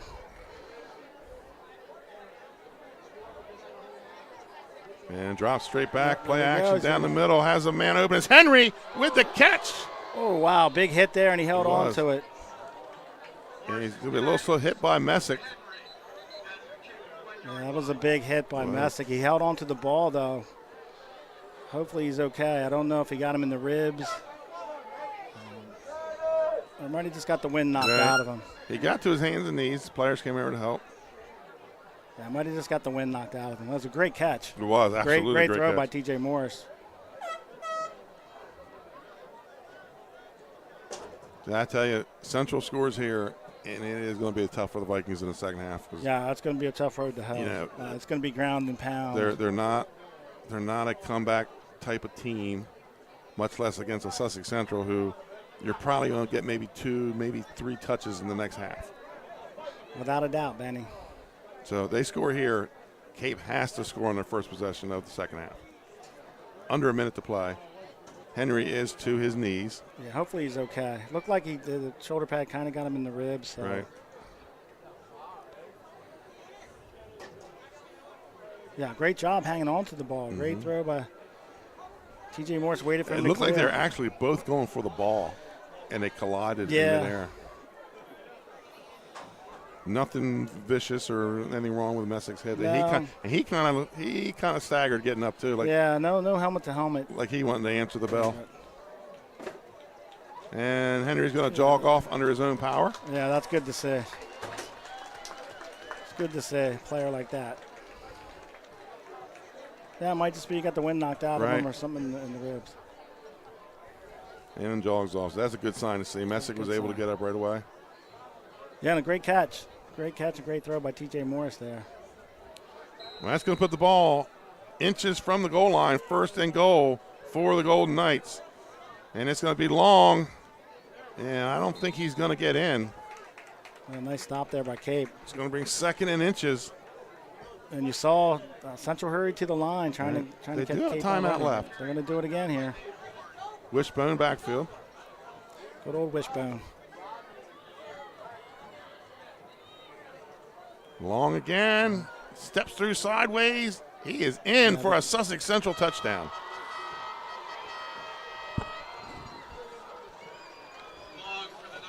Yeah, that was too easy, Benny. Yeah, it was. Yeah, it was.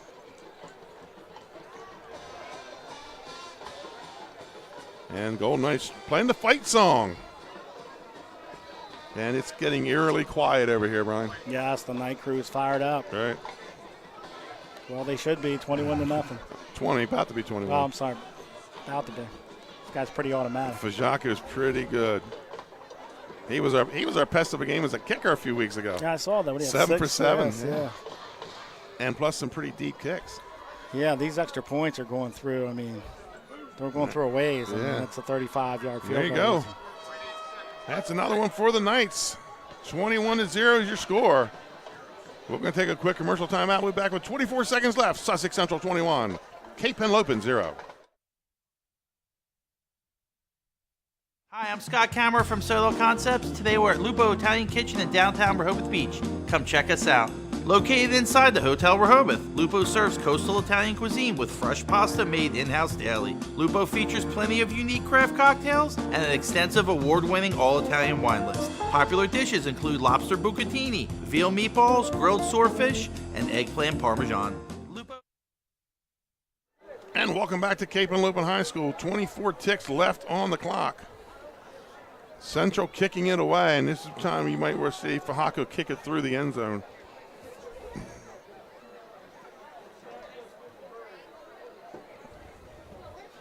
Updated score, Appoquinimink leads Hodson 7-0 in a District 1 showdown.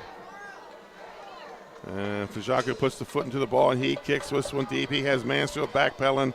He kicks it through the end zone, and that's what he does. That's why he was the pest of the week a few weeks back, 7 for 7 on the extra points, and he kicked a few through the end zone. Yeah, that looked like a college kickoff there.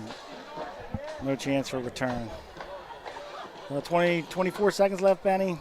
I don't know if Cape will try to do anything here, just sit on and go into the half. Yeah, maybe try to throw two medium range balls. I think your first play depends what you're going to do. 1st and 10 for the Golden Knights, ball at their own 20. And they are going to just take a knee here, try to regroup at the half. Yeah, lick your wounds, go into the half, make some adjustments, and you get the ball to start the half. So I think this is the first time they've been down like this at the half. I mean, they were down at Milford, but not this bad. Yeah, Sally's game was a back and forth, Right. but yeah, this has been a pretty one-sided game so far. Cape had the good drive downfield and then got killed by the penalty, so we'll see what the second half brings. And we'll let the clock run down. Folks, at halftime, it's going to be a 20-minute halftime, and we're going to bring you the plays of the week on Delaware Live. And we'll be right back towards the end of halftime, folks, with the halftime stats. It's that time, everyone. Your Delaware Live Sports Top 10 plays for week number 6. And we're going to get started over at Red Lion with some volleyball here with Emma Banks and Abigail Connor. And this all brought to you by BSN Sports. It's going to be a save and a finish. Emma Banks here going to get started up 1. There's the save. And here comes Abigail Connor going to send it through for the point. Red Lion volleyball getting us started at number 10. Over to number 9 and Sussex Central football. Check out Troy Morris and Chris Shields. Check out the scramble. Here comes the pressure. Morris going to step up, avoids 1 tackle, 2 tackle. Now going to get to the sideline, puts the ball in the air and finds his man Chris Shields for the big reception. A big play for Troy Morris and Chris Shields at number 9. Over to Caravel and their football team here at number 8, Truman Awerda and James Wingo. Check out Awerda. Going to drop straight back, throw this one up over 2 defenders. How about James Wingo goes up and mosses them for the big catch downfield. This one here at number 7, courtesy of Wilmington Friends. We've been seeing a lot of them here on the field hockey field. How about Maddie Rowland to Cora Lowcamp? There's a little give and go action right back to her. She's able to finish. Cora Lowcamp becoming a regular on top plays. That one from Wilmington Friends, an overtime winner for Maddie Rowland to Cora Lowcamp. Now to number 6. You've heard this name before from Woodbridge. Seatric Stones. Here he is at safety. You can read the quarterback's eyes. Ball's up in the air. He goes, makes a play on it. Interception. Gets both feet in the end zone for the touchback. Seatric Stones, the interception to save a touchdown at number 6. On to number 5, the big one from last week, Sally's and Middletown. Check out Ben Anton here, the freshman Ryan Stewart. They set up the fake screen. They release him downfield. Anton goes up and high points the ball, makes the catch, brings it down in the end zone for a big-time touchdown, helping Salesianum defeat Middletown last Friday night.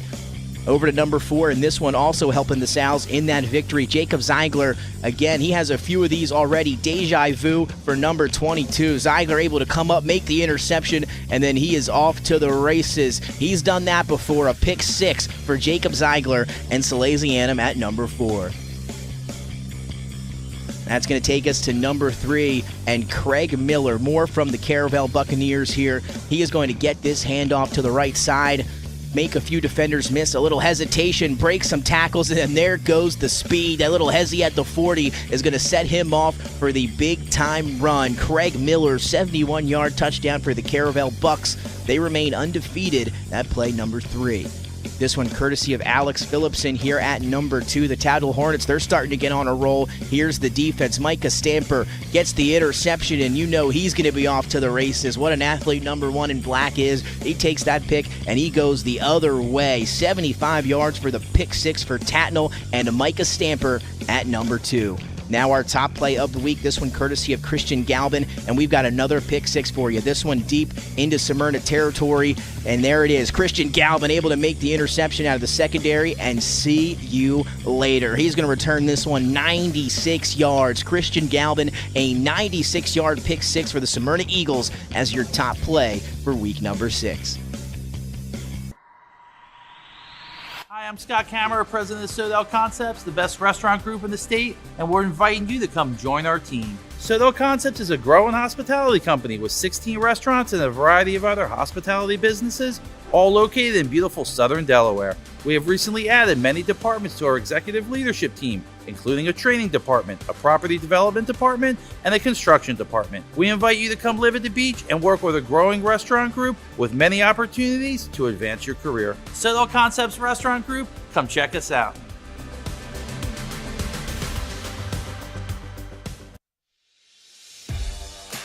High school athletics is not what it used to be. The sporting goods industry has been disrupted, adding to coach and athletic director daily challenges. BSN Sports stands ready to change the fundamentals of our industry, giving our customers the advantages they need right now.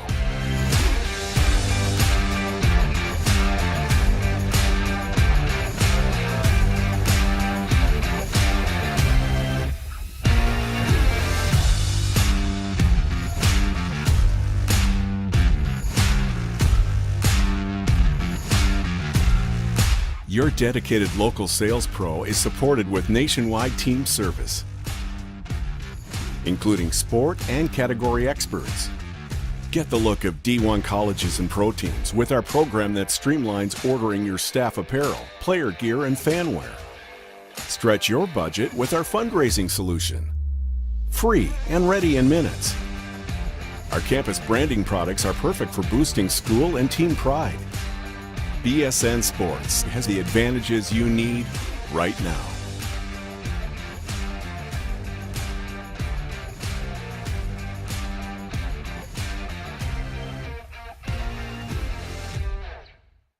Melissa Ellis is part of 4 Acre Realty Company. She is licensed in both Delaware and Pennsylvania. Melissa knows that being personable and patient is a key to her success as a realtor. Helping both buyers and sellers understand current market values and conditions puts them in the best position when making an offer or pricing a home for sale. That kind of high-level professional communication and her skill at being a team player put Melissa's clients at ease, knowing she has their best interests at heart. Melissa is also an athlete herself, playing multiple sports so she understands what teamwork means. She is still involved in sports, whether it's sponsoring, coaching, or being team mom for her own 2 daughters' teams. What sets her apart is how grateful Melissa is for the trust of her clients. She never takes that trust for granted. She affords all people respect and honesty and works hard to be the support system clients need and deserve. Melissa Ellis, strong connections, strong service. High Five Hospitality was founded in 2004 when 3 guys teamed up to introduce the Buffalo Wild Wings franchise concept to Delaware.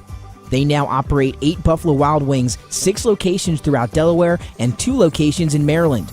B-Dubs has weekly and game day specials on their delicious food and beverages. Stop in one of their convenient locations today.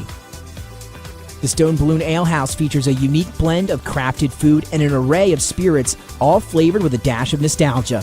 Our culinary mantra is comfort food playfully reimagined, and we prepare seasonal favorites that strive to please the palate and resurface a memory. Limestone Barbecue, from our mouth-watering Texas-style brisket, fall-off-the-bone chicken, and St. Louis ribs. Southern-style sides, mac and cheese, baked beans, cornbread, sweet tea, and our homemade pickles. Be prepared as your bread will be your napkin. Yup, we are that kind of barbecue. Expectation. You'll have a tough time choosing between our exclusive dishes to help get you through the day. French toast, French crepes, Belgian waffles, and of course, our famous Eggs Benedict. High Five Hospitality's mission is to operate 5 brands that serve high-quality products with exceptional hospitality.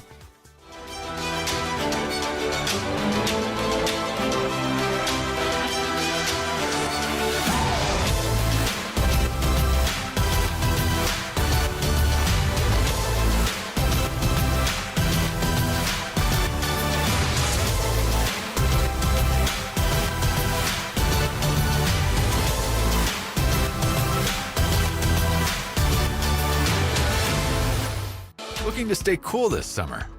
At Barkley Heating and Air, we're dedicated to keeping your home comfortable year-round. Family owned and operated, we provide trusted residential heating and cooling services to customers across central Delaware. Our experienced technicians offer reliable maintenance and repairs on all major brand HVAC systems. From air conditioners and ductless systems to heat pumps and furnaces, we also sell and install top quality units. No matter your needs, we're committed to getting the job done right with honest and timely service you can count on.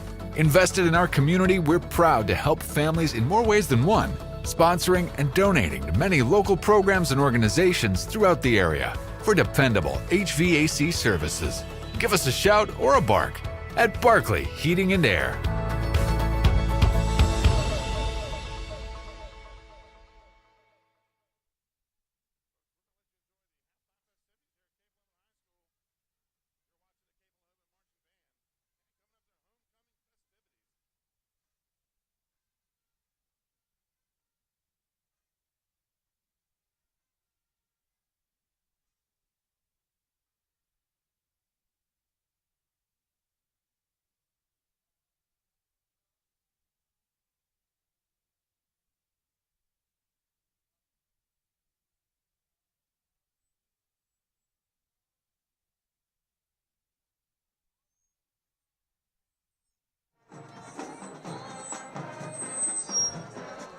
Folks, we're going to let you enjoy the Cape and Lebanon High School Marching Band.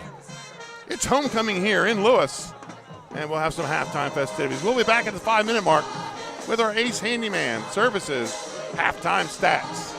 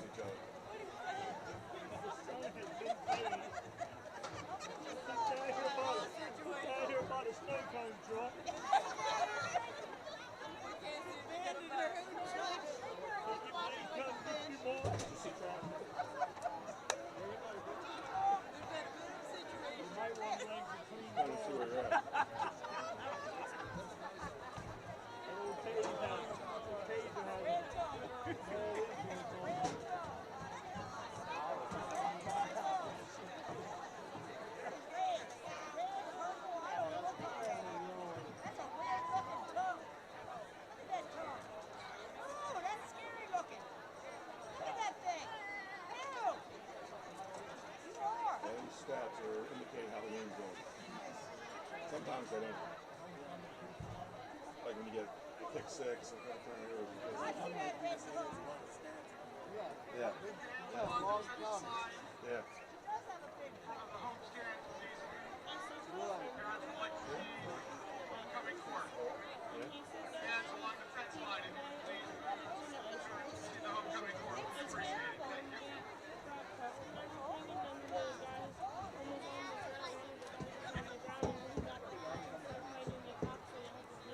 All right. Is it the black or the white?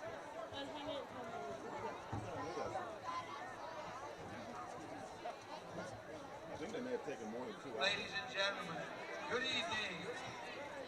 Welcome to the Cape Henlopen High School halftime ceremony. Introducing your 2022 homecoming court.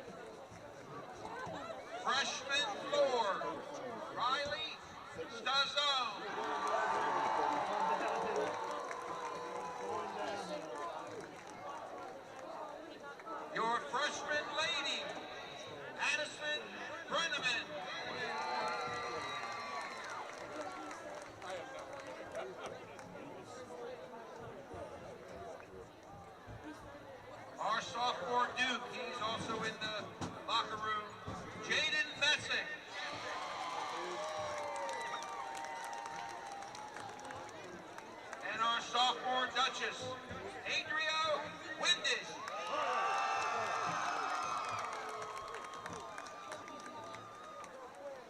Our junior prince, also in the locker room, Barkley James. And our junior princess, Ava Iacono.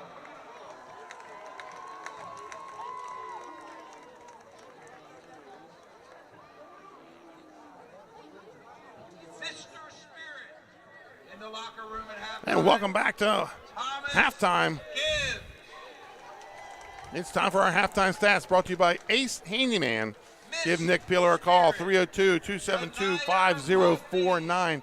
He's in Dover. He covers Kent County, Sussex County, and lower Newcastle County. So give Nick Peeler a call for all your handyman fix-it-up needs. So let's get to the halftime stats. And, Brian, I think the stats are indicative of how this game is going. Sussex Central, 157 total yards, 25 passing, 132 rushing yards, 7 first downs, no turnovers. For Cape Henlopen, 53 yards, 13 in the air, 40 on the ground, 5 first downs. The scoring, Andrew Long, 7-yard run with 10:16 to go in the first quarter, and they go up 7-0. And then Henry on a 40-yard run, a fantastic run we saw where he made some cuts and gets in the end. That was with 4:34 to play in the second quarter. And then that quickly, at 24 seconds left in the half, Long goes for a 2-yard run, and Sussex Central takes a 21-0 lead. We'll go with the individual stats. Henry, 6 carries for 52 yards. Long, 7 carries for 38. James for Cape, 11 carries for 33. Messick has a catch for 7. Mansfield has a catch for 6. Henry has a catch for 25 yards. Morris is 1 of 4 for 25. Kovaleski 2 of 4 for 13. The stats indicate how this game's going. Yeah, and I think that 53 total yards speaks to how good that Central defense is. I mean, that's abhorrent, I believe would be the word. And you're holding James, who's 117 yards away from 1,000 to just 33 yards. They held Kilby under 100 last week. Yeah, Parker never really got the ball. This defense, they're no joke. Yeah, they're the real deal, Ben. If you say defense wins championships. That's right. The way it is right now, Smyrna's 1. I'd say they have the number 1 defense in AAA. Central's 2. They got the second-ranked defense in AAA. And the band's coming off, Benny. Homecoming court has been set. Yes. Yeah, that's 53 total yards. I mean, it goes back to what we said pregame. I mean, there haven't been any turnovers. No. I think Central set the tempo when they ran that kickoff back to the Cape 25 to start the game. Yeah, I agree. And Cape's been under the gun ever since. And Central's the kind of team you don't want to be under the gun at all. So we're going to see the ground and pound. And Central doesn't care if they score again. They probably won't throw the ball again. Yeah, they want to run the clock and they want to get out of here with a win. Yeah, John Wells, he might run a score a couple of times to get to the running clock. I mean, if they can get a quick score, you might see him go for another just to get to the running clock and get his players off the field quicker. But for the most part, you're right. He doesn't care about offensive stats. No. If he cared about having a 1,000-yard rusher, he wouldn't be running 4 guys in the game. You're 100% correct. So I've got to say right now, Henry and Andrew Long are probably players of the game. Yeah, right now. they're in a battle.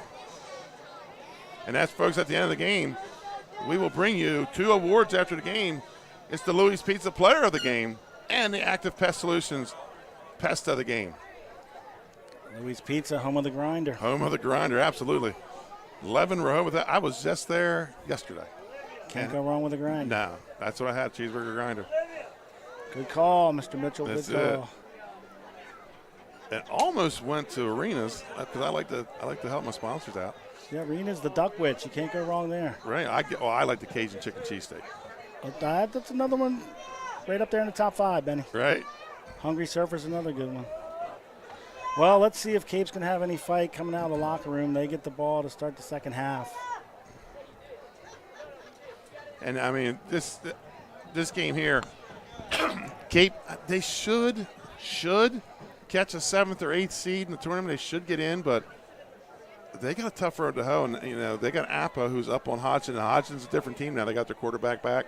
They got their guys in the positions they should be playing. Yeah, Hodgson put a lot of points up on Central. Right. Early in the year, I think 34 points maybe. And then they follow by St. George's, that team's pretty good themselves.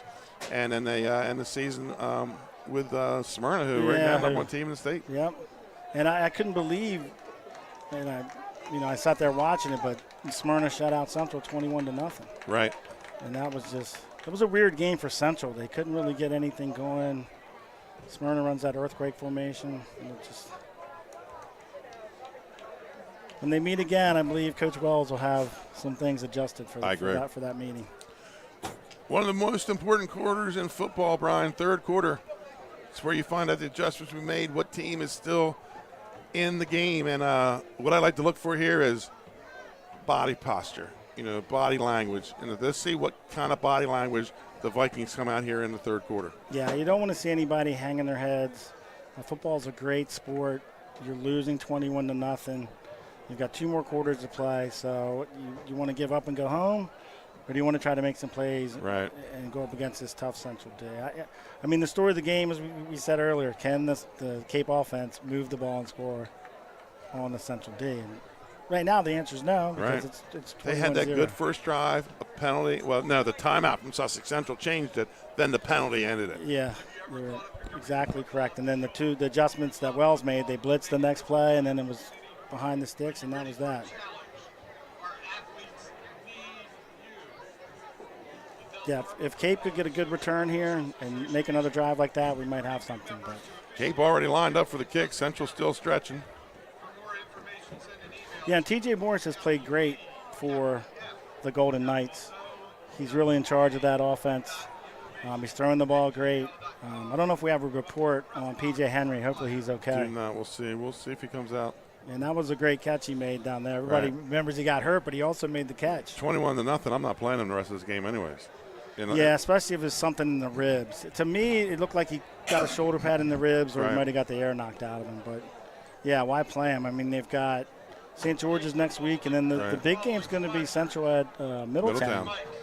And for Sally's to go in there and do what they did against Middletown, their defense showed up and they were able to throw the ball. I mean, Sally's came out this year and said, we're going to throw the ball. Right. And the night crew back from halftime. And we should hear a lot of noise out of them here coming in the second half. As their Golden Knights lead 21-0. Yeah, the Cape crowd's quiet. 21-0. Well, they're minus a few friends, courtesy of the state police. A few people were escorted out. Great job by the state police handling that. A lot of people here. The home sides, there's not a seat to be found. I thought Central would travel a little better, but they brought a good-sized crowd, but not what I was expecting. Well, they might be watching or listening to us, Benny. That's right. So from the comfort of their homes. Absolutely. But, yeah, it's crowded down there. Yeah, Central taking their time coming out. Still got 20 seconds. We do have a nice crowd watching tonight, folks. Thank you for joining here on Delaware Live, powered by 302 Sports. I'm Benny Mitchell. He's Brian Scott. On the cameras, Matt Westcott and Trey Mitchell. And Dave Marvel's always with the stats. He's our statistician here for the Ace Handyman halftime and post-game stats. Coming up, we'll have the Louis Pizza Player of the Game and the Active Pest Solution Pest of the Game. Teeing up is Fajaco. Took 12 minutes on the clock, and here we go. Second half about to be underway.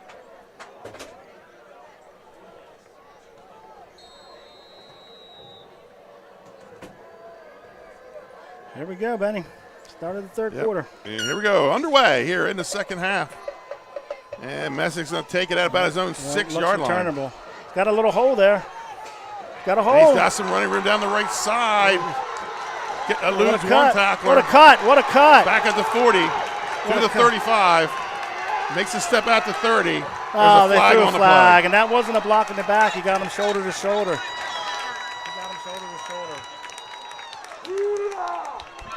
So big return by Messick, but it's going to be a hold.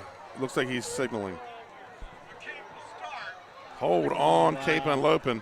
So that's going to push it back to about the 39, but still great field position for the Golden Knights. They're going to start off in plus territory. Yeah, that was a great play to showcase LT Messick's running ability. His cutting and slashing is top notch. So we started the game with a central return down to the 25, and then Cape came out. So maybe they've got some fight. Let's see what happens, Benny. Well, if they don't have any, that's got to give you some. Yeah, that was awesome. So Thomas Messick with the return from his own 6 to the Cape Henlopen, the Sussex Central 39. Kovaleski brings the play in from the sidelines. It's 1st and 10 for the Vikings. Yeah, let's see if they can get number 7, Markai James, going. They've shut him down so far. He had a good series of carries in the first series, but that's kind of been it. They do give it to James. There he goes. And, spins out of a tackle, but there's another few Knights there. He's going to pick up about 4, maybe 5 on the play. Brings up 2nd down. Yeah, that was a nice hard run and spin move. So.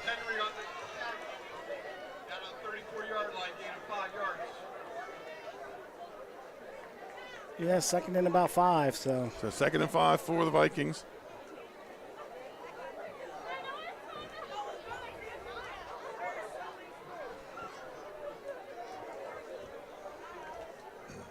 He's approaching 1,000 on the season. He's 117 tonight.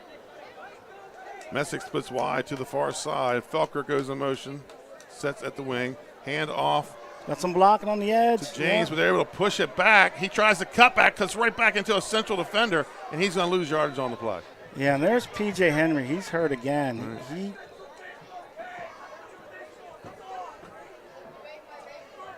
I think that's number 1, P.J. Henry. Yes, it is.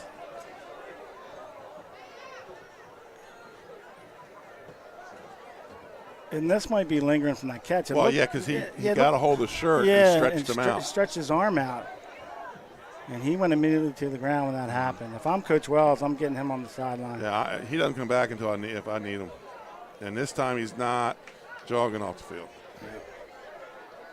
He's walking off under his own power. Yeah, and that was a prime example of the gang tackling by Central there. Some of these teams you play, you can cut, but not against Central. Loss of 2 on the play brings up a 3rd and 7 for the Vikings. Ball at the Sussex Central 36-yard line. Large home crowd here tonight. The Vikings break the huddle. There just seems to be some confusion here. They give the play to a couple extra guys. Slot to the near side. And it's going to be fake to James. He's under some pressure. Really under pressure.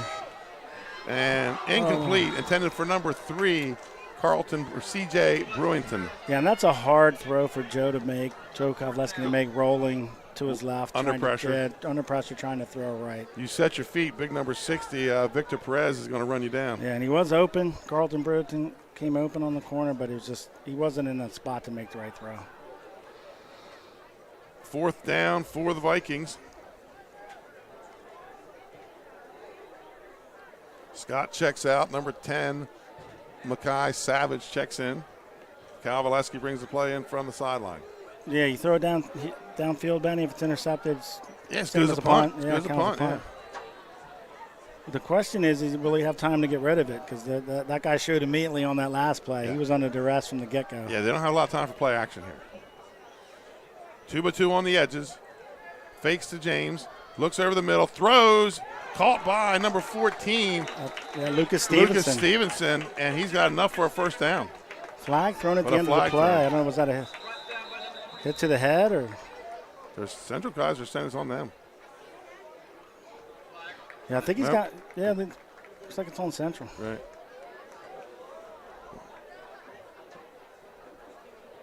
Let's see what it is. It was a good throw by Kovaleski. Great catch by Lucas Stevenson. I think it was enough for a 1st down. Pass interference. Pass interference, okay. Now we'll check to see if the Vikings are going to take the penalty or take the play.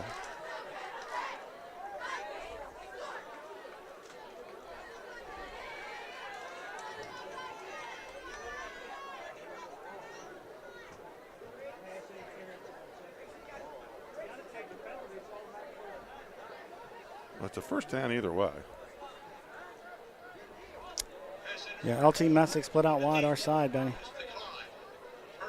So they do decline the penalty, take the 1st down. Yeah, I thought he had enough for the 1st down on the catch. Good throw by Kovaleski. Stepped up in the pocket, waited for him to clear, and threw a bullet. So it takes the ball down inside the 30 to about the 27-yard line. 1st and 10 Vikings. Hand off to James. He goes up the middle. He puts his head down and gains a bunch. Wow, nice Takes run. it inside the 20 to the red zone. Pickup of about 8 on the play. 2nd and 2. Nice run.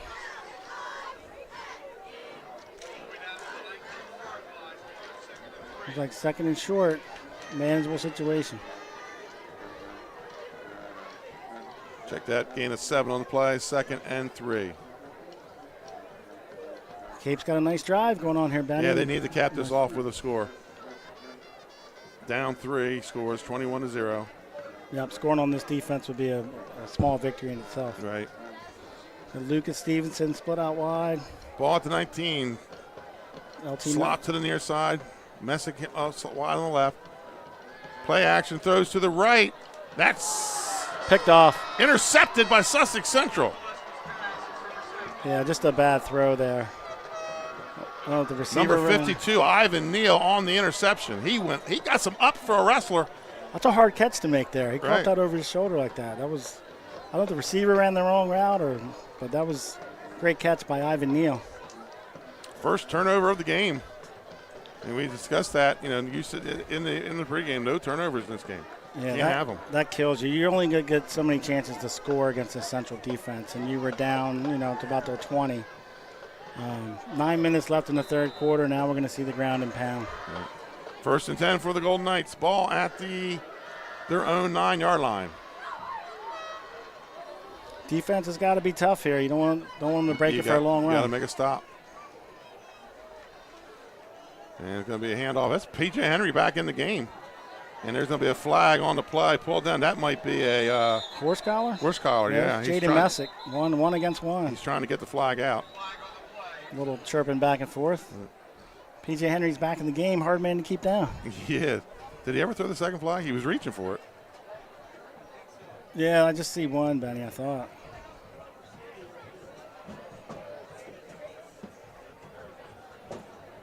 Yeah, they're backing up. He was reaching for it, though. Yeah, he threw it. I don't know where it went. Oh, there it is, right there on the. It's hard for us old guys to see up here, Benny. That's right.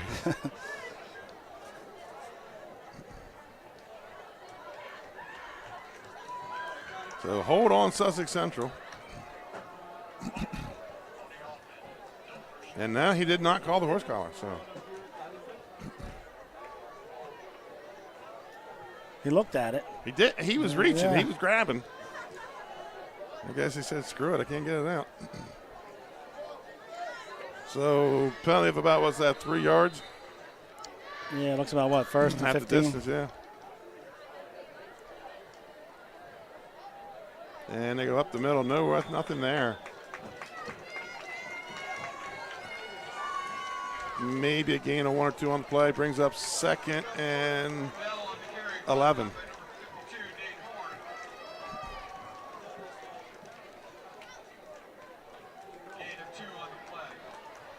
Yeah, Cape defense needs to make a stop here. Right, watch counter or counter crisscross here. They want to stay in this game. Yeah, they need a stop on the side of the field. Get a short field, get back in this. Wing to the far side. And now he's going to roll. Bootleg by T.J. Morris. Wow, he's got turned some it on, running room. And he's got the first down. What a run by Morris. Great run by T.J. Morris. He got that corner and was gone. He's done a great job tonight with that offense. He gets out to about the 23 from the 8. So about a 15-yard run. And we got whistles. Yeah, and I don't know why they don't run that more. I mean, Right. you've got a plethora of running backs, but TJ looked great when he got outside. They ran it a couple times in the second half last week. Looks like Messick's coming off the field. Is that Messick? No, I think that's number 9, Okay. Dean Maguez. All right. Nicholas Truortha is going in, number 29.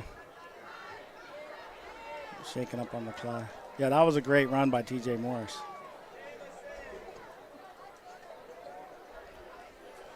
First and 10 for the Golden Knights. And that looks like Henry again. And he's going to pick up about 2 on the play. Yeah, Thomas Gibbs getting fired up for Cape. He's kind of the barometer.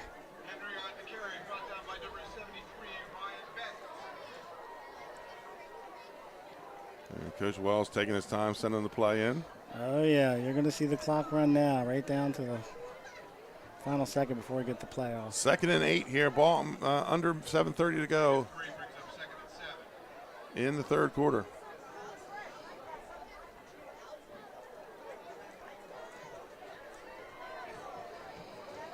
Yeah, and games like this, sometimes it's even more painful when they just drive down the field and score short. Yeah, now they're going to throw the ball. So, all right, rolls out to his left under some pressure.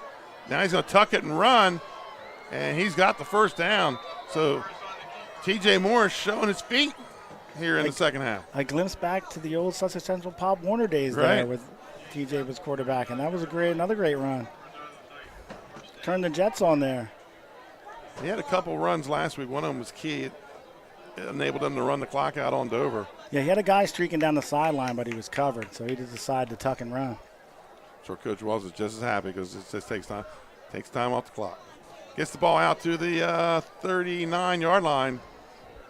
And as we said probably about 15 times tonight, 1st and 10, Sussex Central. Yeah, and if you're the Cape defense, you're going, hey, we're trying to bottle up these running backs, and there Right. goes the quarterback on a 15-yard run. Henry off the left side, follows his blockers. He's going to pick up some chunk yards here. Yeah, that's about 8 yards. I'd love to know what his yards per carry is.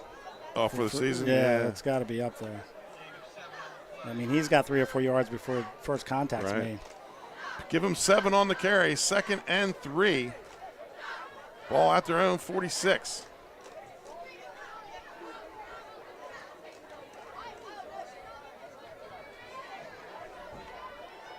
I'm going to throw again. Yeah, looking down the left sideline. Has a guy break it open. It's intercepted. Wow. That's Messick on the interception. And he's going to run it back to cross midfield. 1st and 10 for the Vikings. No, I think that's that Dean. Was that Dean Miguez, number Dean 9. Miguez again? Wow, I went up and got it. Just a short throw by TJ. Right. Look, he was open for a second. So there's a turnover. Let's see if Cape can capitalize off it. Great catch by the Cape defender. Central doesn't make very many mistakes, Benny. No, I'm surprised they threw the ball there. Yeah, I'm surprised they were throwing too. I thought they'd just go right down the field.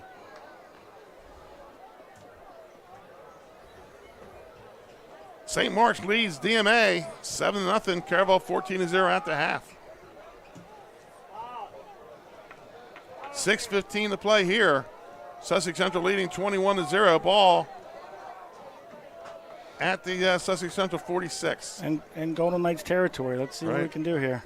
We said they needed a stop in short field. It's going to be Markai James cuts it up, and he's going to pick up about 5 on the play. Good block in there by Cape. Maybe I got 5 or 6.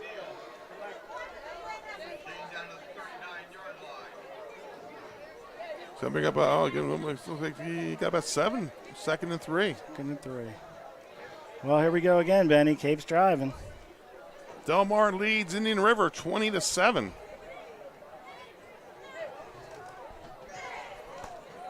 We're 21-0 here.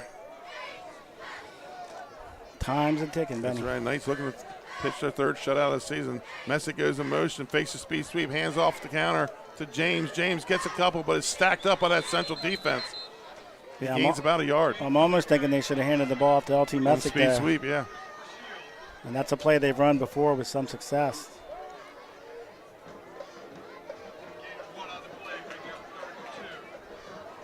Third and 2, Benny?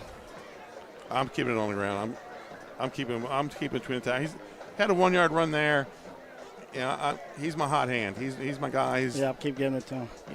Over 800 yards this season, approaching 900. You got to build off something here. That's right. And I said they want to come back to this left side. James to the right of Kovaleski. It was a little counter step. Great block. And he's got the first down. Yeah. First down for the Vikings. Yeah, great block on the end there by Cape. Pickup of about 3.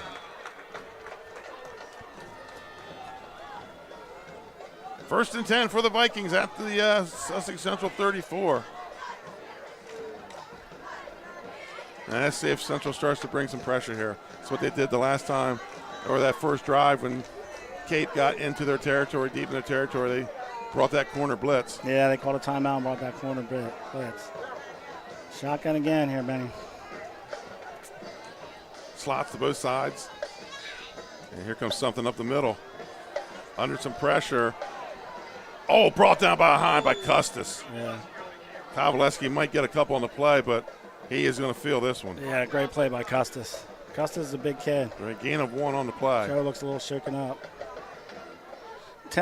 Number 10 down the sideline flashed like he was open for a second, but he was already running for his life. So he didn't have a chance to see him. He probably heard those big footsteps coming behind him. Maki Savage, number 10 for Cape. 2nd and 9 here for the Vikings. They need to get a score. They're with 3:38 to play in the third quarter. They trail 21-0. And tries to cut it back. Yeah, he's going to pick up 2. That's that handoff in motion to LT Messick, but Central sniffed that out. It's tough to run in the middle between the tackles on this Central defense. Especially because they're starting to bring out at least one backer every play. Yeah, and they're down linemen. They fire into you, and they're in the backfield before you know it. Pick up 2 on the play. Like we said, Sussex Central has 39 tackles for a loss this season. So they like to play in your backfield. Yeah, and 3rd and long again here for the Cape offense.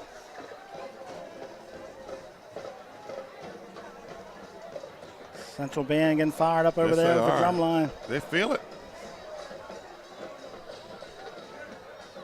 Trips to the far side. Messick comes to the near side. Yeah, blitz here. Linebacker blitz. Oh, great catch. Great catch. And that's in for a touchdown for the Vikings. Carlton Brunton. Great catch and run there. Short pass, he turns the corner, takes in for a touchdown. Great throw by Joe Kowaleski. Great catch by Carlton Brunton. Turned up and was gone. Hard to score on this Central defense. So chalk a victory up to Cape there on that play. On the kick, number 5, Wilson Ingurski.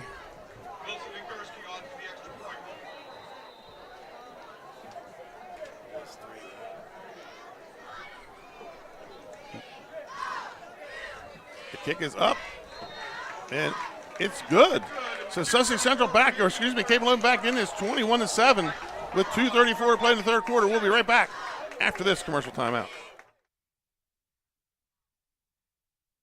Mac, we've been serving the Eastern Shore since 2015. We're all about bringing you fresh, quality ingredients. We do fresh pasta, paninis, soups, and salads. We try to be all-inclusive, vegan, gluten-free options. We do a little bit of something for everybody. In the summertime, we make a little over 200 pounds of pasta a day. You can come in and buy fresh pasta. You can bring it home. We're doing curbside pickup right now. A lot of take-to-go. We even have DoorDash if you need it delivered to you. We like to bring you good food fast and not fast food. Here at Grip Mac. And welcome back. So Cape Henlopen turns a interception into points. It's 21-7. Kowaleski's pass to Brewington for a touchdown. So the Vikings will kick it away, but 2:34 to play here in the third quarter. Yeah, and you saw a lot easier as a right-handed quarterback to roll to your right and throw than try to roll to your left across the body. So great catch and then a great run to get it in the end zone. I think he was untouched after he caught it. Right, went down the sideline and scored. And back pedals to about the 4. Oh, great kick by Ingurski. Now look at this blocking. There's a seam. And tackle made by 2, Messick. And gets the ball out to the 25. So 1st and 10 for the Golden Knights at their own 25. I doubt we'll see a first down pass here by John Wells after the interception on the last series that led to a Cape Henlopen touchdown. Big hit on that kickoff by Jaden Messick. Right. Laid the wood there. Yeah, 2 minutes, 27 seconds left in the third. Benny, ground and pound, like you said. I don't think they're going to throw the ball. Long goes in motion, takes it to the left. Nothing there. No, but he makes something out of it. Oh, my God, what a run. Look, he jumped over a tackler there. Maybe a yard gain because he gets play out of bounds. That was stopped 2 times, I think, and he kept going. Just a great effort there by Long. Yeah, when you've got 2 seniors like Long and Henry on your squad, I mean, they lead the way. They've definitely played great today. So, and hats off to TJ Morris. He's done a great job at the quarterback spot, too. Well, he broke 2 tackles but got no yards on the play. Yeah, it was a lot of effort there. It was. 2nd and 10. Yeah. If you're on Cape, you're thinking, hey, we stop them here and score again. It's 21-14. It's a one-score game. There's plenty of time left. Looks like we have a penalty block in the back. So that'll give that's first and long, 1st and 20 here for the Knights. We'll take back that comment about throwing the ball. Right. Yeah. I think he's still going to run it. You're going to see a counter, a counter crisscross, or a reverse. Yeah, that if you don't stay home on that crisscross counter, that can be, gone touchdown. So you got to stay in your gaps. And there he goes, drops back, throws, has a man open. Wow. Gets it back to gets a gain of about 11 on the play. I'll tell you what, that was a bullet. Yeah. He came out and zinged that in there. Great catch. Nice hit by the Cape defender. defender. See who made the catch on that. Number 2 is Garrett Statler. Yeah, that was a great catch. Call that a pickup of 12. 2nd and 8. Yeah, he knew where he was going with that ball as soon as he rounded the thing there. He fired it. Great throw by TJ. Great catch.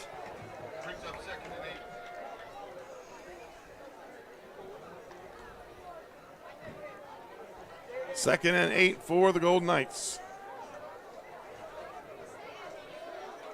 Long goes in motion. Up the middle. Oh, there it is, that fullback trap. That is Shields.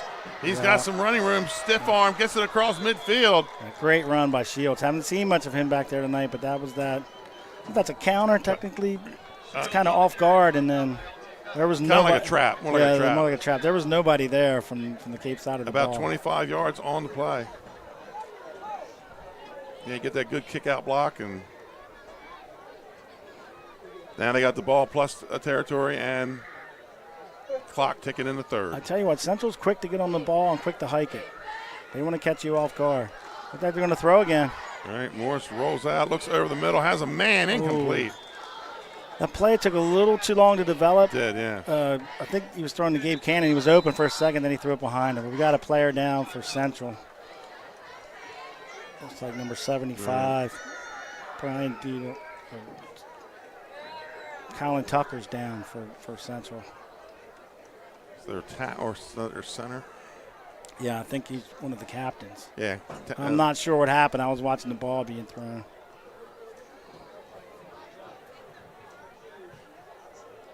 Yeah, he's moving, so that's always a good sign. Yeah, when they're moving the legs, that's good.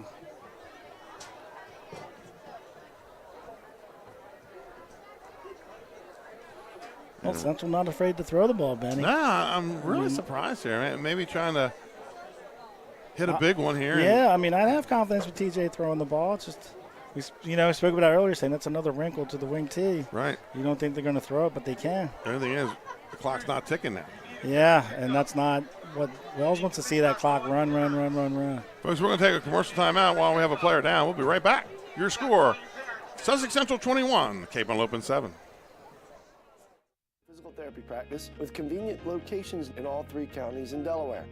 At Premier, we have experienced physical therapists with advanced credentials, but their hospitality, passion, and enthusiasm is what makes the difference for you. Find our convenient locations at premierptsp.com. You may have tried physical therapy. But have you tried Premier? And welcome back. Tucker able to walk off the field under his own power. So we'll have a 2nd and 10 at the Cape Henlopen 48. Minute 4 to play here in the 3rd quarter. New center in the game for Central. You got to watch that exchange. Well, he warmed up over there while Tucker was down. Morris goes under center.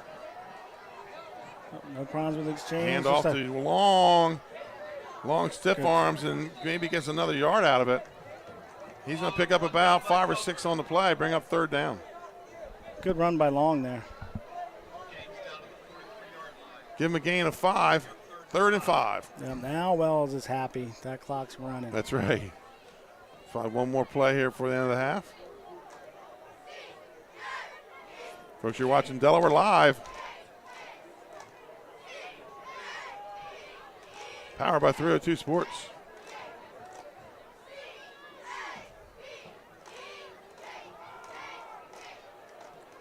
Wow, looked like Cape had him for a loss. Right, tackling the ball there. He's got enough for a first down. Is that Henry? It's either Henry or Bell. Malik Bell. Malik Bell, yeah, he made a nice cut to the left. They had him stopped, and then he made a cut. I mean, I don't think any team in the state has as good as 4 running backs as Central has. And those 2 fullbacks are just they're just bruisers. Well, Henry's a bruiser too, though. And, right. You know, you look at Andrew Long; he's not afraid to put his shoulder down either. Folks, that brings us to the end of the third quarter. Your score: the Golden Knights 21, the Vikings 7. We'll be right back with fourth quarter action here on Delaware Live, powered by 302 Sports.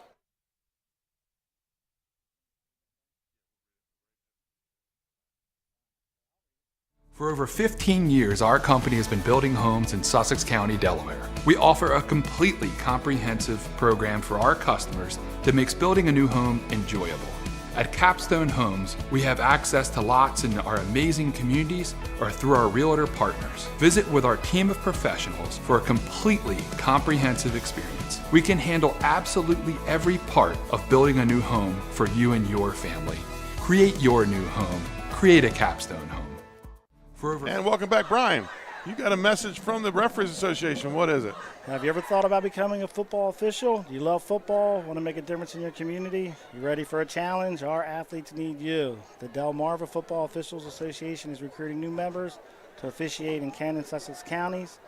For information, you can send an email to DFOA. I'll say that again, dfoa.information@gmail.com. Again, that's dfoa.information@gmail.com. And thank you. And it's going to be Bell. Oh, my. He just pushed people out of the way and picks up about 11 on the play. I think they call that downhill running, Benny. Yeah. Absolutely. There was a hole there, though. He took a step and was gone.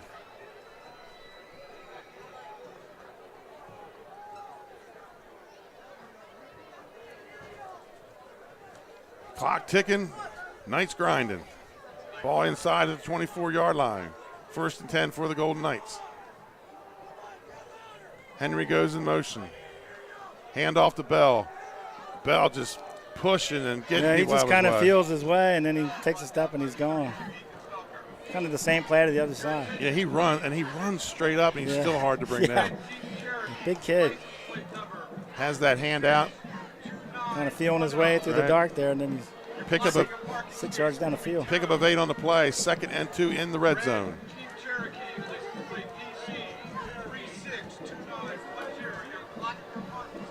We're probably going to see a lot of Malik Bell on this drive. Yeah, why not? Just keep giving it to him. Now I'm going to throw again. And a little short. Well, something new for you haven't seen from Central. Yeah, but something they're seeing in Cape's alignment that's causing them to throw so much. But well, you don't know if you can do it till you try. Right, so. it's a 2nd and short, so it's almost like kind of like a free play. I'd love to see the kid from Central kick a field goal. Yes. He's been kicking his extra points, field goal distance. 3rd and 2 for the Golden Knights. Toss to Bell. Bell again. Oh, wow. Cuts it back inside. Puts his big head hit. down. Big hit by somebody. Looked like 34. I can't tell if that's the number or not. Maybe 32, Felker. Yeah, big hit.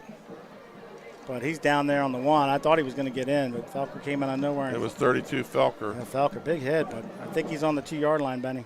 1st and goal from the 2. Then he can run inside and he can run outside, Brian. Yeah, I'd give it to him again. Right. Why not? 1st and goal from the – they're putting it at the 2-yard line. Bell again up the middle, puts the head down, pushes in, touchdown, Sussex Central. Yeah, he earned that. That was all Bell on that drive. I think he's only a sophomore, too. So yes. He's getting in the lineup and playing. And, I mean, can he get bigger and faster? My goodness. Yeah, he runs straight up, too. Right. Well, a great drive by Central. So brief moment there, Benny. Brief moment where if Cape could have scored, we might have had a game. But the fat lady's not singing, but she's warming up. She's humming. 27-7 is your score. Fajaco on for the extra point. Central Band with a nice little fight song. Fight song there. If we were there, their public address announcer would sing it. Kicks up. It's good, folks. We're going to go to a commercial timeout with Sussex Central in the lead, 28-7. We'll be right back. In life, some things just go together. Like a burger and fries. And home and auto insurance from State Farm. So make it a combo. Combining your home and auto insurance could save you time and money. And who doesn't like that? Just call State Farm agent Juwan Johnson and find out how you could start saving today. It's just another way we're here to help life go right. And welcome back to Legends Stadium here at Cape Henlopen High School. Sussex Central on their way out to kick it off. They lead 28-7 with 10:27 left to play in the game. Got a couple updated scores. Caravel all over Lake Forest, 28-0. So Caravel letting everybody know they're for real in AA.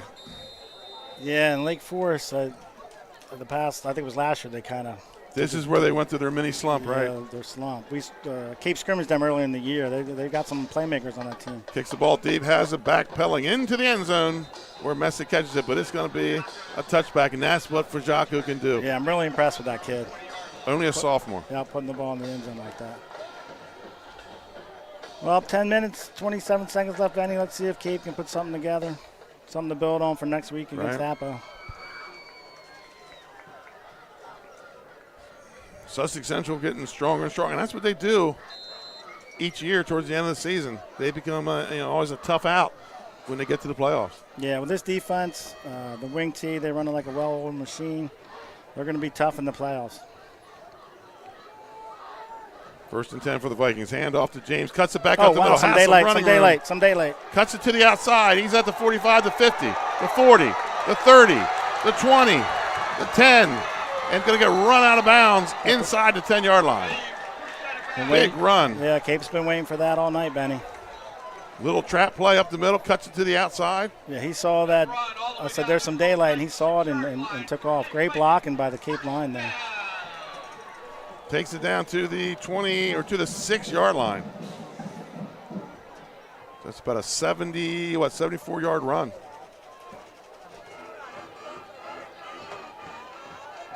Well, I like how Cape hasn't hung their heads and they haven't given up, Benny. I think he needs about 4 yards for 1,000. No, Cape's coming out. They still got fight in them. 1st and goal for the Vikings at the 6. Hand off to James, left side. He takes it down near the goal line. Maybe about 6 inches short. Yeah, no signal. Quick with the play, coming back in, the Kovaleski. Kind of doing what Georgetown was doing, Sussex Central was doing earlier. Get the play off before they're ready. Guy coming off the field. Yeah, they're going to call it on that. Touchdown. He's got the touchdown anyways. Touchdown from Markai James. And I believe he has 1,000 on the season. That flag will be on Sussex Central.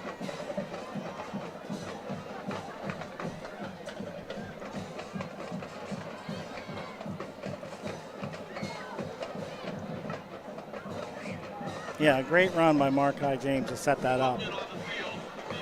Man gets the final 2 carries to cap off the touchdown. Yeah, did you see what the penalty was there? They didn't get their player off in time. Okay.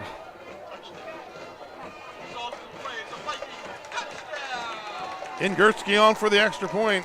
Kovaleski with the hold.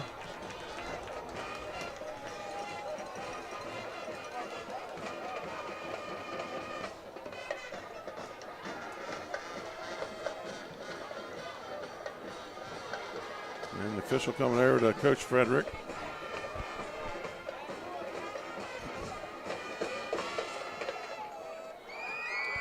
Guess he's going to see if he wants to take the penalty here or on the kickoff. Coach Frederick, he's a big guy. I guess you got to be if you play in the NFL. That's right. Yeah, that was a nice job by Cape hurrying to the line, which we saw Central do a couple times tonight. So it's going to be a illegal substitution, and they'll assess it on the kickoff. And Gursky will Try for the point after. And good snap, holds down, kicks up. And it's good. Good, right through the 28-14 is your score. With 9:49 to play, we'll be right back after this commercial timeout.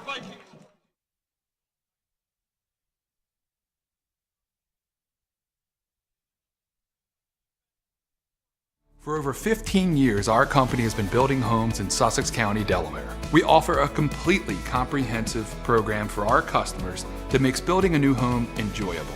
At Capstone Homes, we have access to lots in our amazing communities or through our realtor partners. Visit with our team of professionals for a completely comprehensive experience. We can handle absolutely every part of building a new home for you and your family.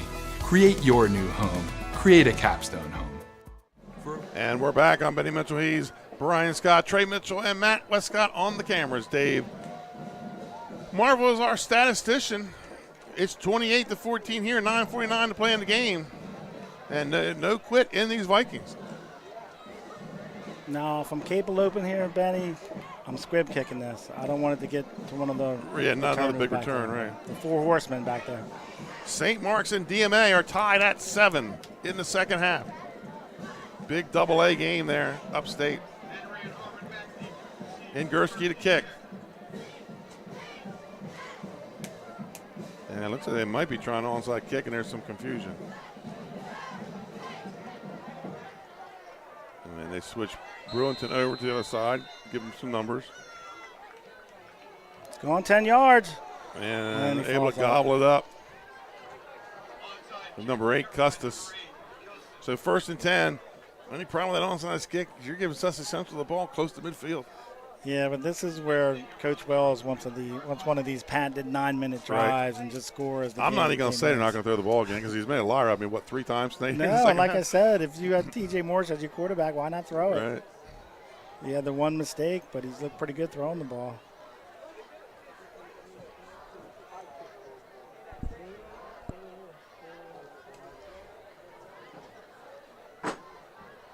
Well, it's good to see Cape fight, not hang their heads and go down there and score. Great run by Mark-I James to set that up. 1st and 10 for the Golden Knights, ball at their own 43. They lead 28-14, 9:49 to play in the game.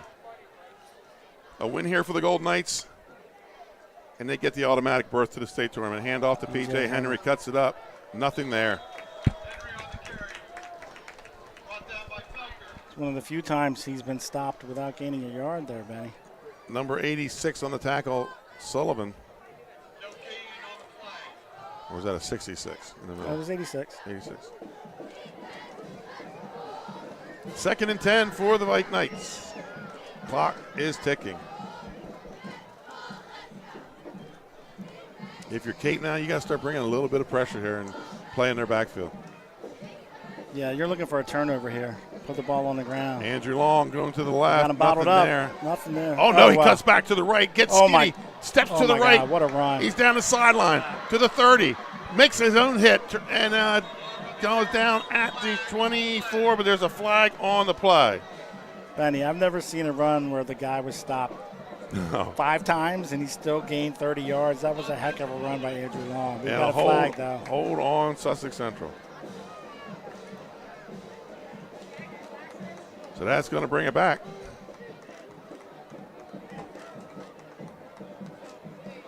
That's big. Yeah, it is huge. That was the run of the night there, Benny. It was. That's the run. That could probably set you up for another score. But now you're facing a 2nd and 20. Yeah, that was a heck of a run. Talk about making something out of nothing. Right. He took a couple sideways steps, bringing up the jumped, field sideways. Like I said, they had him stop 4 or 5 times. And Watch counter crisscross here. It's like Shields is back there. There it is, reverse. Reverse to Henry. A lot of daylight out there.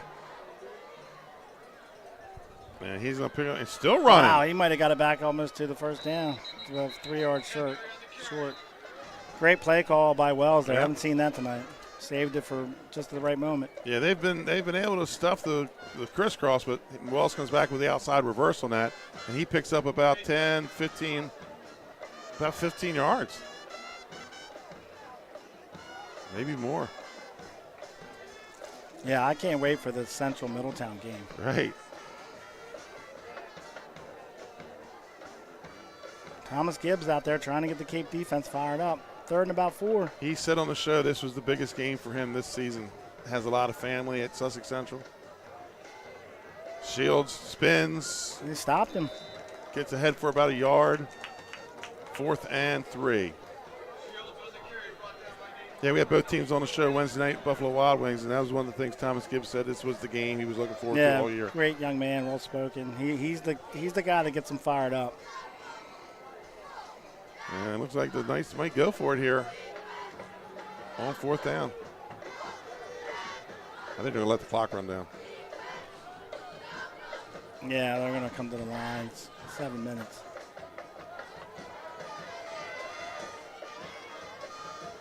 Well, 2 or 3 big plays would, be the difference tonight. That's right. So.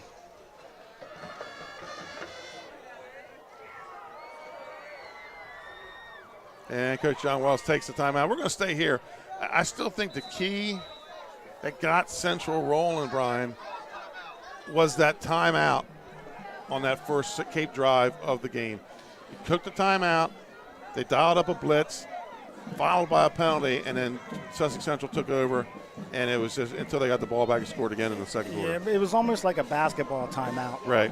Coach Wells has been Slow doing this a things down, long time. The great play calling by Cape. They're coming right down the field. Hey, stop. Put the blitz, then the penalty. What happened? No points on the board by Cape. So, yeah. Coach Wells has been doing this a long time, so it's great time. Has 2 state titles there at Sussex Central, 2018, 2020. Yeah, and I think with this defense and the running backs and the quarterback play out of T.J. Morris, I don't see why this team can't compete for a state title. Right. They got to find a way to get around Smyrna. Well, like I said, that's the next time they face them, I'm sure Coach Wells will have something dialed up for them. But that Smyrna defense is, nothing to joke about. Here we go, Benny. 4th and about 3. 4th and 3. Wishbone. The Vikings showing some pressure. It's going to be a handoff to Henry. Henry gets the first down and more. Wow. He's at the 20. Wow. We're at the 20 at the 15. Does he got the juice? Yes, he does. Touchdown, P.J. Henry for the Golden Knights. A great run by Henry. They had it clogged up the middle. He jumped over one player and was gone. Great run by Henry. And from being injured earlier, didn't see any slowdown in his step there, Benny. That was a heck of a run. And Cape had it bottled up in the middle, and he got outside, jumped over one kid, and was gone. Heck of a run by P.J. Henry. And plus, remember, he had the big reverse run to set that play up. Appo and Hodgson tied up at 7 in the second half. Delmar 20-13 over Indian River. Indian River sneaking back in that game. On the kick is Fajako. Interesting. What was Appo's score? 7-7. 7-7, wow. Hodgson got their quarterback back. They're going to be a different team down this stretch. Yeah, and Appo's big threat's McConomy, the running back, right? Right, run DMC. They don't throw the ball? They have started throwing the ball, so. But Hodgson's they're a good team, and we're going to have to take a timeout here. No, we're going to take a delay. Well, they can, because Fajako can kick it from anywhere. Yeah, it'll almost be like a field goal. Right. Well, now it's only on the 10. Yeah, that was just a great run. Great athletic play by Henry.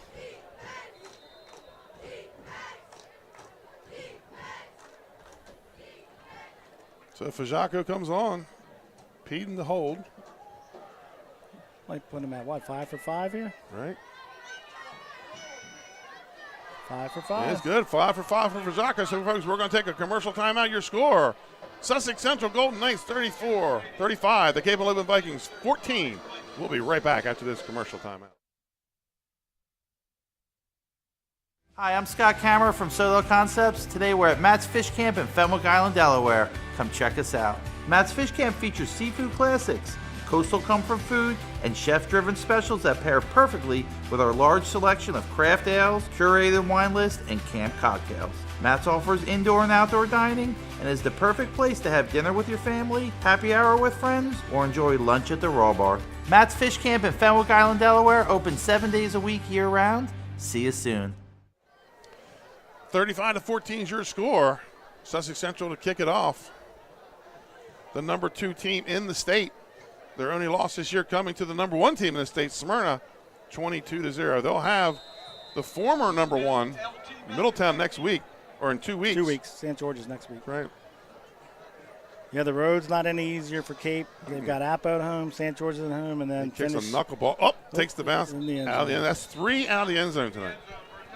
And Cape will finish with Smyrna at Smyrna. So great way to end the season.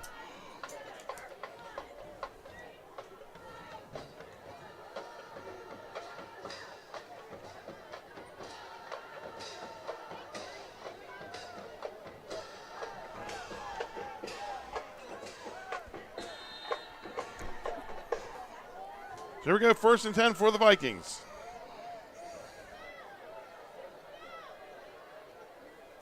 Ball at their own 26-52 to play in the game. The Vikings, they're going to start going to the air, although they had a big 74-yard run by James earlier. Yeah, they're going to throw the ball. Looks to his right under some pressure, and he's going to escape the pressure.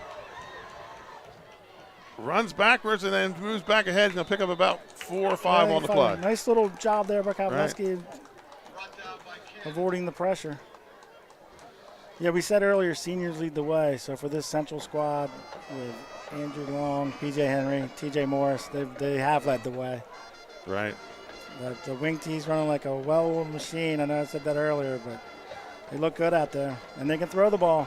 Right, they can.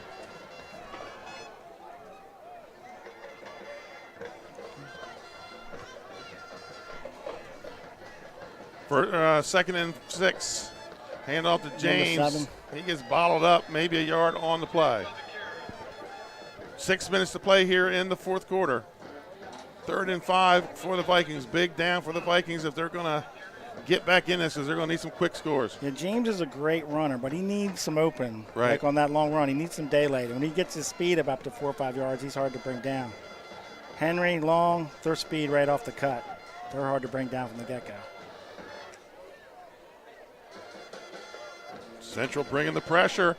Custis had his hands on him and going to get it away. Incomplete. It's going to bring up 4th and 5.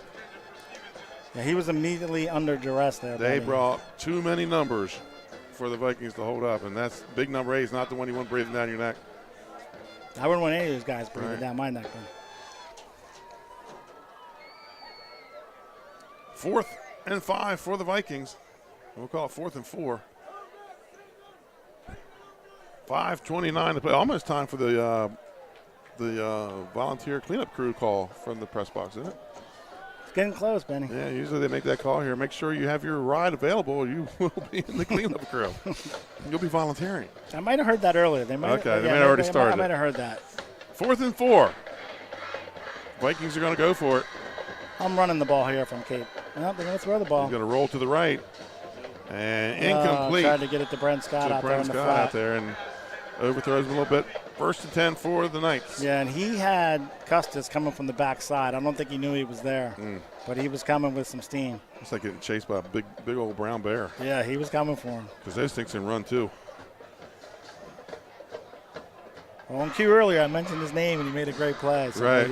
He was has been making them ever since. Yeah, he was applying pressure right there. 1st and 10 for the Golden Knights at the Vikings 26-yard line. And probably see but now they got Shields in the game. Yeah, I think Henry just went off. I was checking to see if they had Bell in. But Shields just as good. Is that the same line, or did they substitute some guys? I think they're starting to put some guys in. Yeah, that doesn't look like the same size line that was in. And that's number 30 on the carry. Yeah, good move by Coach Wells. 20, Harmon on the carry.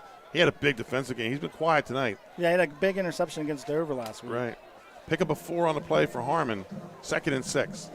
Well, when you're up like this in a big game, you want to get all your guys in there. 2nd and 6. Look like old.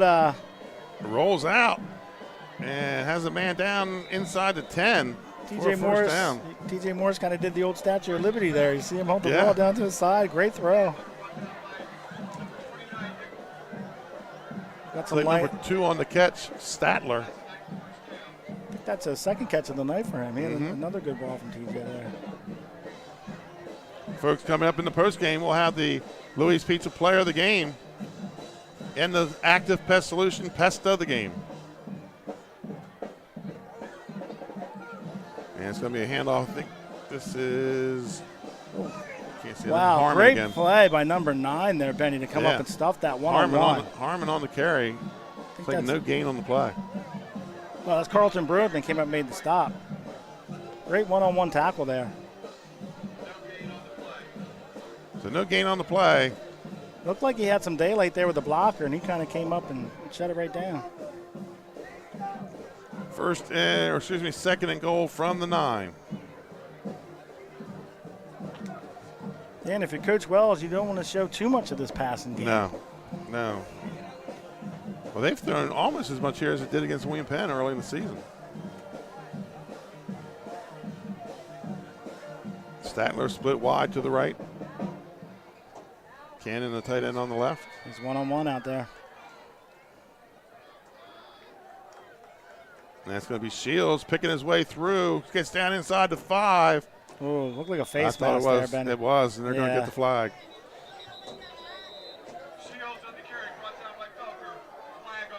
So that's going to be half the distance to the goal line.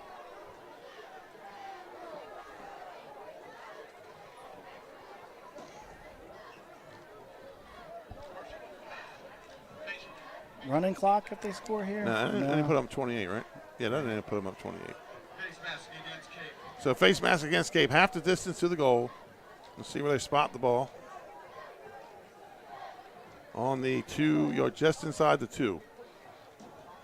Yeah, if I'm Central here, I just sneak it in. If I'm TJ Morris, I just tap the center and go that way. And the fat lady will definitely be singing after this. She'll be done humming. Yeah. She's been warming up for a while. Yeah, she's in the parking lot getting ready to leave. Right. First and goal for the Knights. And that you caught it. TJ Morris on the sneak, but I don't think he gets in. Got to be 2 inches shy, maybe? Right. Yep. Probably a credit card. Yeah, I'd go again, run it again. Yeah, run Morris again. He earned 2 big runs in this game. That kind of remember that big drive where he had the big run to get him the first down. And, I mean, that could be a different game right now with Sussex Central, or excuse me, with Cape Henlopen coming back with those 2 scores. Yeah, he looked good running the ball out there, too. That's kind of that bootleg, wasn't it? Yeah, it was the bootleg, yeah. I've known TJ a long time. Great kid, knows mom and dad, good people. Yep, they're going to hand it off to number 20, Harmon. Touchdown. Standing up. A little extracurricular after the play there, holding on to the block. And they're split up, okay. There we go. That's good officiating. Get off the field. Yeah, and that's just one of those where you go, hey, look at the scoreboard. Right. So for Jacques on to attempt another extra point. He's 5 of 5 on the night. Player late coming on. That still didn't get to see him attempt a long field goal. He hasn't had to. He attempted one last week. I think it got blocked. This is up. Oh, yeah, went wide left. Yeah, it's good. A hand on it. 6 for 6. So we're going to take a quick commercial timeout. Your score with 2:08 left to play. Golden Knights 42, Vikings 14. We'll be right back. In life, some things just go together. Like a burger and fries. And home and auto insurance from State Farm. So make it a combo. Combining your home and auto insurance could save you time and money. And who doesn't like that? Just call State Farm agent Juwan Johnson and find out how you could start saving today. It's just another way we're here to help life go right. So 42-14 is your score. Kicking it away will be Fahako. 5 for 5 on the night for field goals. He's kicked 3 through the end zone for touchbacks. He is a weapon. A lot of good kickers around the state this year. Laurel's got a good kicker, and Sally's got a good kicker. Sally's has a great kicker. Yeah, He's a difference maker. And for Jacques, we're good whistles.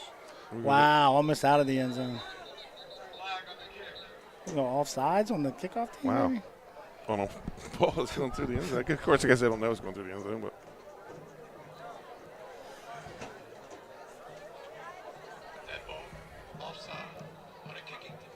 Well, this will give him a challenge.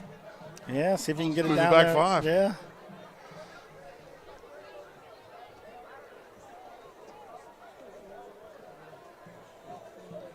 Folks, coming up right after the game, we our post-game show, our Sodal Concepts post-game show. We'll have some stats and our player of the game and our pest of the game. But we got 2 minutes and 8 seconds of business left here. Yeah, as good as this Sussex, of course, the defense has set up 2 of these touchdowns with short fields today, but this offense is tuning up. Yeah, and they just start the game off with that kickoff return they had. It was kind of, Cape hasn't given up, but that just puts you in a bad way to start the game. He kicks a knuckleball right down the middle, and he gets that one through. Yeah, that almost went through.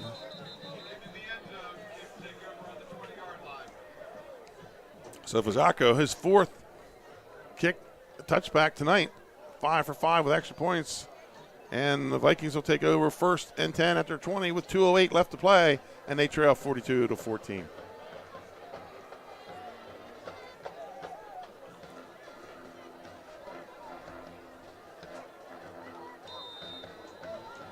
And as I said, Indy River was trying to stay in the game. Del Mar goes up 27-13. See if I can get a Friends Howard score from earlier today. Here we go, 17 in motion. A little counter there, and they ate it right up, Benny. Just to run into the teeth of that defense. I think Custis was in there. Cordell Richards for the carry there. Cape bringing some of their other guys in here. DMA and St. Mark's is going into overtime.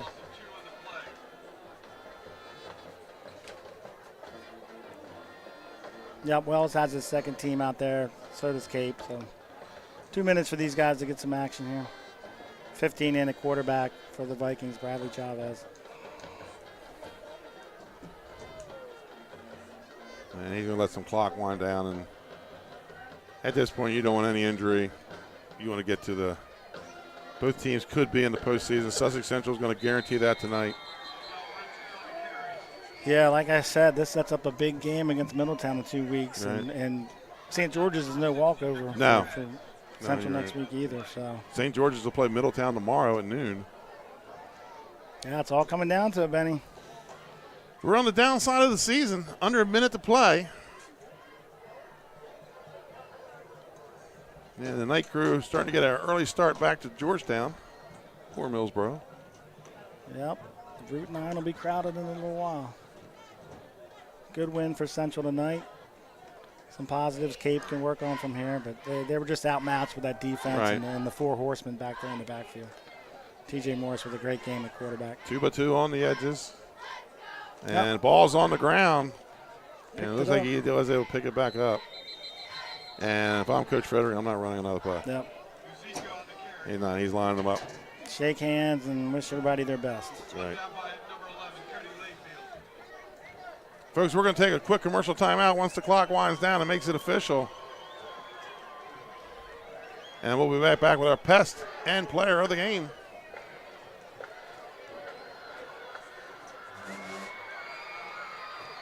Folks, we'll be right back after this commercial timeout.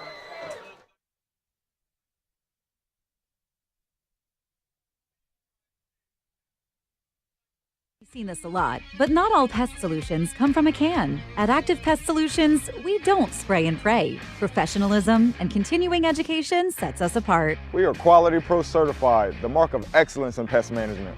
And we have an associate certified entomologist on staff, providing environmentally sound solutions to our customers. Our proactive pest plan offers the best pledge guarantee in the industry. We do what others don't. Active Pest Solutions. Call or visit us online today. It's active without the E. And welcome back to two teams showing some sportsmanship here. Final score 42-14 in favor of Sussex Central. Let's go to the post-game stats brought to you by Ace Handyman Services, Nick Peeler. Give him a call, 302-272-5049. Sussex Central, 364 total yards, 52 in the air, 312 yards rushing, 17 first downs, 1 turnover. For the Vikings, 205 yards total offense, 49 yards passing, 156 on the ground, 8 first downs, and 1 turnover. Let's go to the individual. P.J. Henry, number 1, 11 carries, 136 yards. Long, 8 for 44. Morris, 5 for 45. Shields, 5 for 44. Bell, 9 for 56. James goes over 1,000 for the season for Cape Henlopen, 21 carries, 135 yards. Your quarterbacks, Morris was 3 of 8 for 52 yards, and Kovaleski was 4 of 9 for 49 yards. Let's get the ants up on the screen. It's time for our pest of the game. Brian Scott, you're my guest. I'm going to give you the pleasure of telling us who was the pest of the game. Number 12, T.J. Morris was the pest of the game. T.J. Morris, 49 yards passing and 45 yards rushing, and some big rushes. A couple of those bootlegs. Some key runs when they needed it, when it looked like Cape had him stop. He rolled out, had some good runs. So great game by him. He keeps that wing team moving. And the pass down to the end zone to Henry that set up the touchdown. Folks, our Louis Pizza player of the game, no doubter, number 1, P.J. Henry, 11 carries and 136 yards and a pair of touchdowns, and he had some big collisions on defense too. Yeah, and it looked like he made that great catch there before the half. Looked like he was hurt. He was right back in the game. Looked like another time he was hurt, Benny. He was right back in the game. So seniors lead the way. Yeah, he goes out twice on injuries and then comes back and runs a 49-yard touchdown. Definitely a warrior out there for the Golden Knights of Sussex Central. Folks, next week, there'll be no downstate game of the week next week. Folks, we're going to be away. My son will be getting married on Friday night. I don't know why they picked Friday night during football season for a wedding, but he did. He claims it's a COVID thing. You can't get a place. There might have been a woman involved there. It could have been. The issue was with COVID, it's hard to find a place to hold receptions. You got to get used to that. That's right, exactly. And so we will not be here. So our son, the cameraman Trey Mitchell, will be getting married next week. Some college football this Saturday. The 5-1 Delaware Blue Hens will host Morgan State. It's homecoming, 3 o'clock kickoff. Morgan State's 2-4. Del State, how about the year they're having, 4-2. They're going to go over to Howard University, who's 1-5. Kickoff at 1. Tomorrow's college game day. Number 9 UCLA versus number 10 Oregon. 6-0 versus 5-1. Brian, is there a game out there you are looking forward to tomorrow? Phillies. Phillies fan. He's going to go baseball. A couple more games that you can watch tomorrow. Number 14, Syracuse, 6-0. At number 5, Clemson, 7-0. Big ACC game. And then number 17, Kansas State at 5-1. Takes on number 8, TCU at 6-NU. Folks, that's a wrap for tonight's downstate game of the week. For Trey Mitchell, Matthew Westcott, Dave Marvel, Kristen Mitchell back home in the Lewis studio, I want to thank Brian Scott for his first voyage here on 302. We'll have him back at some point. I guarantee you. Great job tonight, Brian. I appreciate it. Thank you. I had a great time. Thanks for having me, Benny. I'm Benny Mitchell. Thank you for watching, and have a safe, sports-filled weekend from all of us here at Delaware Live Sports, powered by 302 Sports. Good night, Delaware sports fans.